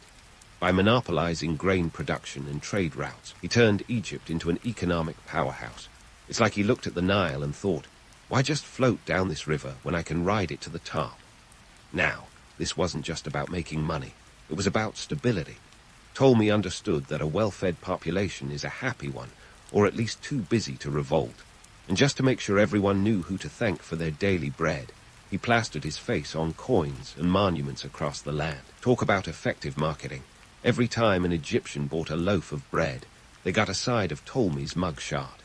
But Ptolemy wasn't content with just ruling the fields and the markets. Oh no, he knew that real power in Egypt wasn't just about economic control. It was about cultural fusion. Enter the grand cultural mashup of Greek and Egyptian elements. Picture this: Greek gods and Egyptian deities rubbing elbows like they're at the world's most exclusive mixer. Ptolemy was like a DJ spinning the hardest tracks from both cultures, creating a new beat that everyone wanted to dance to. He even went so far as to marry into the local tradition, taking on the title of pharaoh and embracing the divine status that came with it. Let's not forget, in Egypt, the line between god and king was blurrier than a Renaissance painting. By positioning himself as both a Greek ruler and an Egyptian god king, Ptolemy was rewriting the rulebook, one papyrus scroll at a time. And speaking of gods, let's talk about the Serapeum in Alexandria. This was Ptolemy's answer to blending Greek and Egyptian religious practices. A temple dedicated to the god Serapis, a deity created by Ptolemy himself. It was like he thought, why not create a god that's part Zeus, part Osiris, and entirely mine? This new god was like the ultimate symbol of cultural fusion, a divine cocktail that appealed to both Greeks and Egyptians alike. It was a masterstroke of religious diplomacy and a testament to Ptolemy's flair for self-promotion. But don't be fooled into thinking Ptolemy's reign was all cultural harmony and economic prosperity. Beneath the glossy exterior, there were challenges aplenty. For starters, keeping the peace among Egypt's diverse population was no walk in the park. Greeks and Egyptians had their fair share of cultural differences, and Ptolemy had to play the ultimate mediator. He was like the ancient world's version of a diplomat, constantly balancing the scales between two worlds. And let's not forget the ever-present threat from Rome and the other Hellenistic kingdoms. Ptolemy knew that, while he was playing the long game in Egypt, the rest of Alexander's former empire was still very much in play. The Diadochi were as unpredictable as a cat on catnip, and Ptolemy had to keep one eye on his borders and the other on his political rivals. It was like a never-ending game of chess, with each move carefully calculated to outmaneuver his opponents. One of Ptolemy's most significant moves was the construction of the lighthouse of Alexandria, one of the 7 wonders of the ancient world. This wasn't just a beacon for ships. It was a symbol of Ptolemy's ambition. Standing over 300 feet tall, it was a testament to his desire to leave a lasting legacy. This lighthouse wasn't just guiding sailors. It was shining a light on Ptolemy's vision for Egypt, a land that was as much a part of the Greek world as it was the Egyptian. Through all of this, Ptolemy had a knack for keeping his cards close to his chest. He wasn't one to make rash decisions or take unnecessary risks. Instead, he played the long game, slowly but surely tightening his grip on Egypt while keeping the peace with his Greek and Egyptian subjects. His reign was characterized by a careful balance of tradition and innovation, a juggling act that would have left most men dizzy. The beauty of Ptolemy's strategy was its simplicity. By rooting himself in Egyptian culture and using the Nile's resources to fuel economic growth, he turned Egypt into a juggernaut of the ancient world. He wasn't just playing for the short term. He was laying the groundwork for a dynasty that would last for nearly 3 centuries. And while other generals were busy fighting over the scraps of Alexander's empire, Ptolemy was quietly building a legacy that would outlast them all. But let's not get carried away with romantic notions of Ptolemy as a benevolent ruler. At the end of the day, he was a savvy politician and a shrewd businessman. He understood the power of perception and used it to his advantage at every turn. Whether it was through economic control, cultural fusion, or religious diplomacy, Ptolemy knew how to play the game. And in a world where power was everything, Ptolemy was playing to win. As Ptolemy's reign continued, Egypt became a beacon of stability and prosperity in a world that was anything but stable. He had turned a conquered land into a kingdom of his own making, a place where Greek and Egyptian cultures coexisted in a delicate dance. And while the rest of Alexander's empire was embroiled in chaos and conflict, Ptolemy's Egypt stood apart, a testament to his vision and leadership. Ptolemy's rule was a masterclass in the art of statecraft, a delicate balance of power, culture, and economics that transformed Egypt into a powerhouse of the ancient world. His legacy was one of both romance and reality, a tale of ambition and adaptation that would echo through the annals of history. And as the Ptolemaic dynasty took its place among the great empires of the ancient world, Ptolemy's story was far from over. But for now, let's leave him in his palace by the Nile, plotting his next move in a game that was as much about survival as it was about glory. But hold that thought, because the Ptolemaic saga is just warming up. Fast forward a few decades, and things are about to get juicier than a ripe pomegranate. What Ptolemy I started, his successors would turn into a family drama that could make even the most outrageous reality TV show blush. Now, let's talk dynastic drama. The Ptolemies didn't just stop at ruling a kingdom. They turned their personal lives into a veritable circus of intrigue and betrayal. Picture this: political marriages, backstabbing siblings, and enough assassinations to fill a crime novel. Forget Game of Thrones. This was real life, ancient style. First up in the lineup is Ptolemy Roman II Philadelphus, who takes the title Philadelphus, meaning sibling lover. And yes, that means exactly what you think it does. He marries his full sister Arsinoe Roman II, a move that was as politically savvy as it was eyebrow-raising. See, this wasn't some twisted family tradition. It was a calculated power play. By marrying his sister, Ptolemy Roman II wasn't just keeping power in the family. He was doubling down on that divine pharaonic aura. It's like he thought, why outsource legitimacy when you can keep it all in-house? But before you get too swept up in visions of sibling harmony, let's not forget the darker side. The Ptolemies were notorious for their bouts of infighting and paranoia, proving that even the most gilded of thrones can get shaky. Case in point, Ptolemy Roman VIII Euergetes Roman II, affectionately known as Fiscon, meaning part-belly. Yeah, the guy didn't just have a penchant for overindulgence. He had a knack for bumping off potential rivals, including family members. He was like a one-man wrecking ball when it came to familial relations, setting a precedent for power through anything but peace. But enough about internal squabbles for a second. While the Ptolemaic rulers were busy playing musical thrones, the Roman Republic was looming like a storm cloud on the horizon.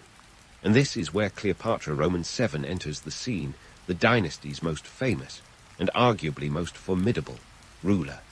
If you think you've heard this story before, think again. It's not just about love affairs with Roman generals. It's about a woman trying to keep her kingdom afloat in a world where the Mediterranean was starting to look like Rome's personal pond. Cleopatra wasn't just some ancient femme fatale. She was a shrewd politician with a knack for languages. She spoke at least 9, and a razor-sharp intellect. She wasn't content to sit back and let Rome call the shots.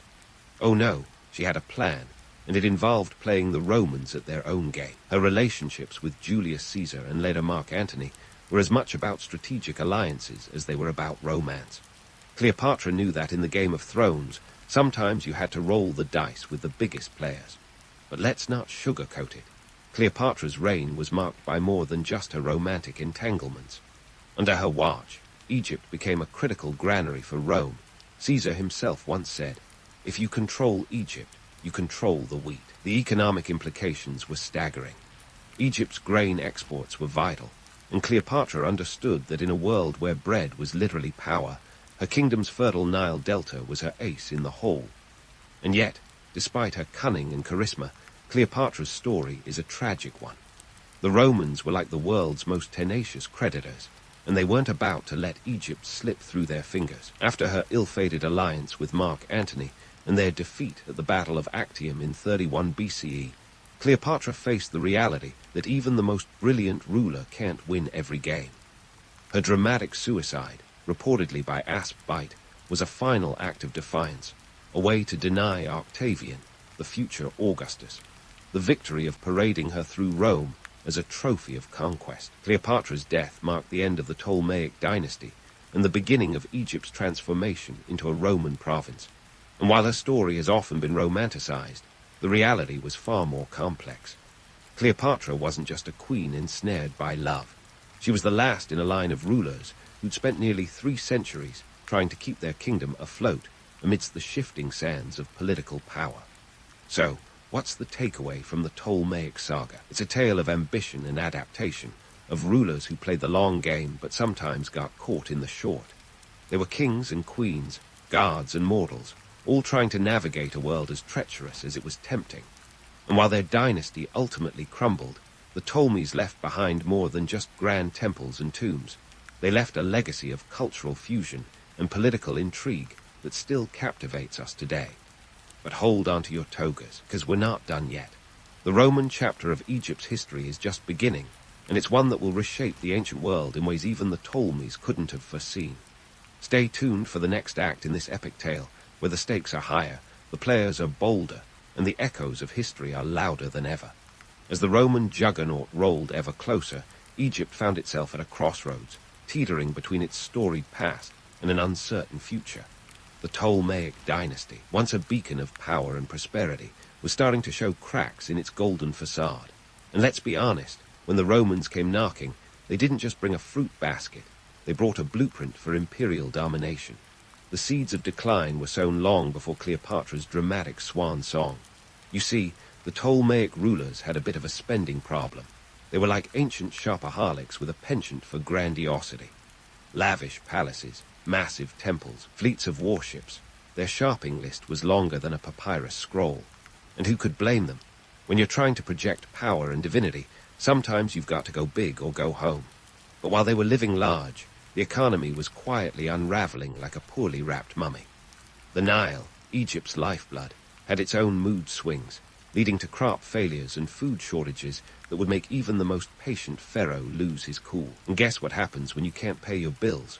You go into debt, and not that I owe a couple of drachmas kind. We're talking massive loans from foreign powers, with interest rates that would make a modern-day banker blush. The Ptolemies were borrowing from Peter to pay Paul, and in the ancient world, Peter was usually Rome. And let's talk about those Romans for a second. They had an uncanny knack for sniffing out weakness like sharks in a sea of chum. As the Ptolemaic dynasty floundered, Rome's influence grew like an insidious vine, wrapping itself around Egypt's political landscape. By the time Cleopatra took the throne, the Romans weren't just neighbors. They were the landlords, and they were eyeing Egypt's riches like a kid drooling over a candy store display. Meanwhile, back in the Ptolemaic court, things were about as stable as a house of cards in a windstorm. The internal squabbles and power struggles that had become a family tradition were reaching new heights of absurdity. Assassinations, betrayals, and political marriages were the order of the day, and the only constant was chaos. The Ptolemies were like a dysfunctional reality TV family, minus the cameras, but with plenty of drama. This internal strife was music to Rome's ears. The more the Ptolemies bickered, the easier it was for Rome to step in as the stabilizing force. Octavian, who would later be known as Augustus, was playing the long game. He knew that controlling Egypt wasn't just a matter of prestige. It was about securing the empire's breadbasket. With Egypt's fertile Nile delta under Roman control, Octavian could feed his legions and keep the Roman mob placated and pacified. Yet, amid all this political maneuvering, there was another battle being fought, a war of images and propaganda. Cleopatra, the last of the Ptolemies, was at the center of it all. The Romans were masters of spin, and they knew how to turn a narrative to their advantage. Cleopatra was painted as the seductive foreign queen, a sorceress who had bewitched Rome's finest generals. It was a portrayal dripping with misogyny and xenophobia, designed to justify Rome's conquest and vilify her rule. In reality, Cleopatra was no mere seductress. She was a polyglot, a stateswoman, and a ruler navigating the treacherous waters of international politics. But hey, why let the truth get in the way of a good story? The Romans had a vested interest in reducing Cleopatra to a caricature, a femme fatale whose downfall was inevitable. It was easier to sell the conquest of Egypt as a triumph over tyranny when you cast the queen as a villain. And so, the stage was set for the final act of the Ptolemaic dynasty. The Battle of Actium in 31 BCE was the climax of this epic saga. Cleopatra and Mark Antony faced off against Octavian in a naval showdown that would decide the fate of an empire. The stakes were higher than a pyramid's peak, and the outcome was as tragic as it was inevitable. Antony's forces crumbled, and Cleopatra's fleet was left to the mercy of the Mediterranean winds. In the aftermath, Cleopatra's options were limited. She could have submitted to Rome, paraded as a trophy in Octavian's triumph, or she could choose a more dignified exit. Always the strategist, Cleopatra chose the latter. Her death was as much an act of political defiance as it was personal tragedy. By removing herself from the equation, she denied Octavian the satisfaction of a public humiliation. With Cleopatra's demise, the last vestiges of the Ptolemaic dynasty crumbled. Egypt became a Roman province, and the once mighty kingdom was absorbed into the sprawling Roman Empire.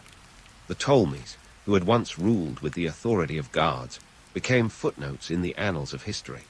But their legacy, a complex tapestry of cultural fusion, political intrigue, and economic ambition, continued to echo through time. As Egypt settled into its new role under Roman rule, the Ptolemaic era faded into legend. The grand temples and monuments stood as silent witnesses to a dynasty's rise and fall. And while the Romans might have rewritten the narrative to suit their own ends, the allure of the Ptolemies, their triumphs, their tragedies, their tantalizing blend of myth and reality, remained undiminished. Yet, let's not wrap this tale up with a neat little bow just yet. The Roman chapter was just beginning, and it came with its own set of challenges and transformations. Egypt would continue to play a pivotal role in the Roman Empire, a linchpin in the grand machine of imperial power. And as the sands of history shifted once more, the echoes of the Ptolemies would linger, whispering tales of ambition and adaptation to those willing to listen. Just as the Ptolemies faded into the mists of history, Egypt found itself reshuffled into the Roman deck, ready for a new round of imperial poker. The Battle of Actium in 31 BCE wasn't just a snooze-fest naval skirmish. It was the ancient equivalent of a blockbuster finale. Picture Cleopatra and Mark Antony out there battling Octavian's ships, trying to hold back the inevitable tide of Roman conquest. But like a poorly built sandcastle at high tide, the defense crumbled, and with it, the last flicker of Ptolemaic sovereignty. In the aftermath of Actium, the real power play began. Octavian, the man who would soon become Augustus, wasn't just annexing any old province. He was taking over a kingdom that had been the breadbasket of the known world. Egypt's fertile Nile Delta was as essential to Rome's ambitions as a Wi-Fi password is at a tech conference. Controlling Egypt meant controlling the grain supply, and in a world where bread was literally the staff of life, that was a pretty big deal. The Ptolemaic dynasty had held sway for nearly 300 years, a tenure that in the tumultuous world of ancient rulers was practically a millennium. But it wasn't all pharaoh's feasts and papyrus fan mail. The dynasty was plagued by its own brand of drama, sibling rivalries that could make a soap opera look tame, economic missteps that would have given any modern accountant nightmares, and a penchant for political marriages that would have kept therapists in business for centuries. Yet, despite the chaos, the Ptolemies managed to leave their mark on history. They were the architects of Alexandria, a city that became the intellectual hub of the ancient world. The great library of Alexandria, oh, if only we could get a peek at its lost scrolls, was the Silicon Valley of its day, nurturing the likes of Euclid and Eratosthenes. And let's not forget about the lighthouse of Alexandria, a marvel that was the ancient world's answer to a skyscraper, lighting the way for sailors from miles around.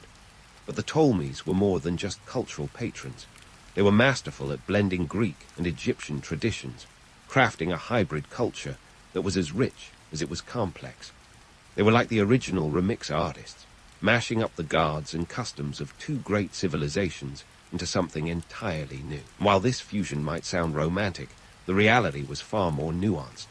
Underneath the glittering surface, the Ptolemaic rulers had to navigate a minefield of cultural tensions, economic challenges, and political intrigues. Fast forward to the Roman takeover, and you'd find Egypt stripped of its regal pomp, but not its significance. Augustus wasn't about to let this treasure slip through his fingers. He appointed a prefect rather than a proconsul to govern Egypt, signaling its special status as his personal province. This wasn't just any annexation. It was a calculated move to keep Egypt's wealth flowing directly into Rome's coffers, bypassing the traditional senatorial oversight. Talk about cutting out the middlemen. And here's the kicker. While Rome may have painted Cleopatra as the villainous seductress, the truth was more Shakespearean tragedy than melodrama. Cleopatra wasn't just a queen with a penchant for Roman generals. She was a savvy ruler trying to navigate the geopolitical power plays of her time. Her alliances with Julius Caesar and later Mark Antony were less about pillow talk and more about political survival in a world where Rome's shadow loomed large. Yet, the Romans had a knack for rewriting history to suit their narrative. By casting Cleopatra as the exotic enchantress and Antony as the love-struck fool, they justified their conquest as a moral victory over decadence and excess. But beneath this grandiose storytelling lay the harder truths. The Ptolemaic dynasty was an empire built on complex alliances, economic might, and cultural fusion, now reduced to a cautionary tale of ambition and overreach. As Roman legions marched through Egypt, the land of the pharaohs was transformed into a pivotal part of the Roman Empire. The temples and tombs of the Ptolemies stood as silent testaments to a bygone era, whispering tales of gods and kings, of dreams and dynasties. The Ptolemies might have been dethroned, but their legacy was woven into the very fabric of Egypt's identity, a legacy of cultural exchange, architectural marvels, and political intrigue that would inspire generations to come. Now, let's not get too misty-eyed. The Ptolemies weren't saints. They were savvy power players who knew how to spin a good yarn when it suited their purposes. Their reign was a balancing act of diplomacy and dominance, a tightrope walk over the shifting sands of power and politics. And while their dynasty ultimately crumbled, they left behind a blueprint for cultural synthesis that would resonate through the ages. As we close the chapter on the Ptolemaic dynasty, it's worth pondering the lessons of their rise and fall. They were rulers who understood the power of narrative, the importance of adaptability, and the necessity of blending tradition with innovation. In a world where stories were currency, the Ptolemies knew how to craft a tale that would endure, even as their empire faded into the annals of history. So, as you drift off to sleep, think of the Ptolemies as the ultimate storytellers of their age, crafting a legacy that, while not always pretty, was undeniably profound. The sands of time may have buried their temples and scattered their scrolls, but the echoes of their rule continue to ripple through the corridors of history, a testament to the enduring power of ambition, adaptation, and a little bit of ancient audacity. Sleep tight, and don't let the Roman conquerors bite.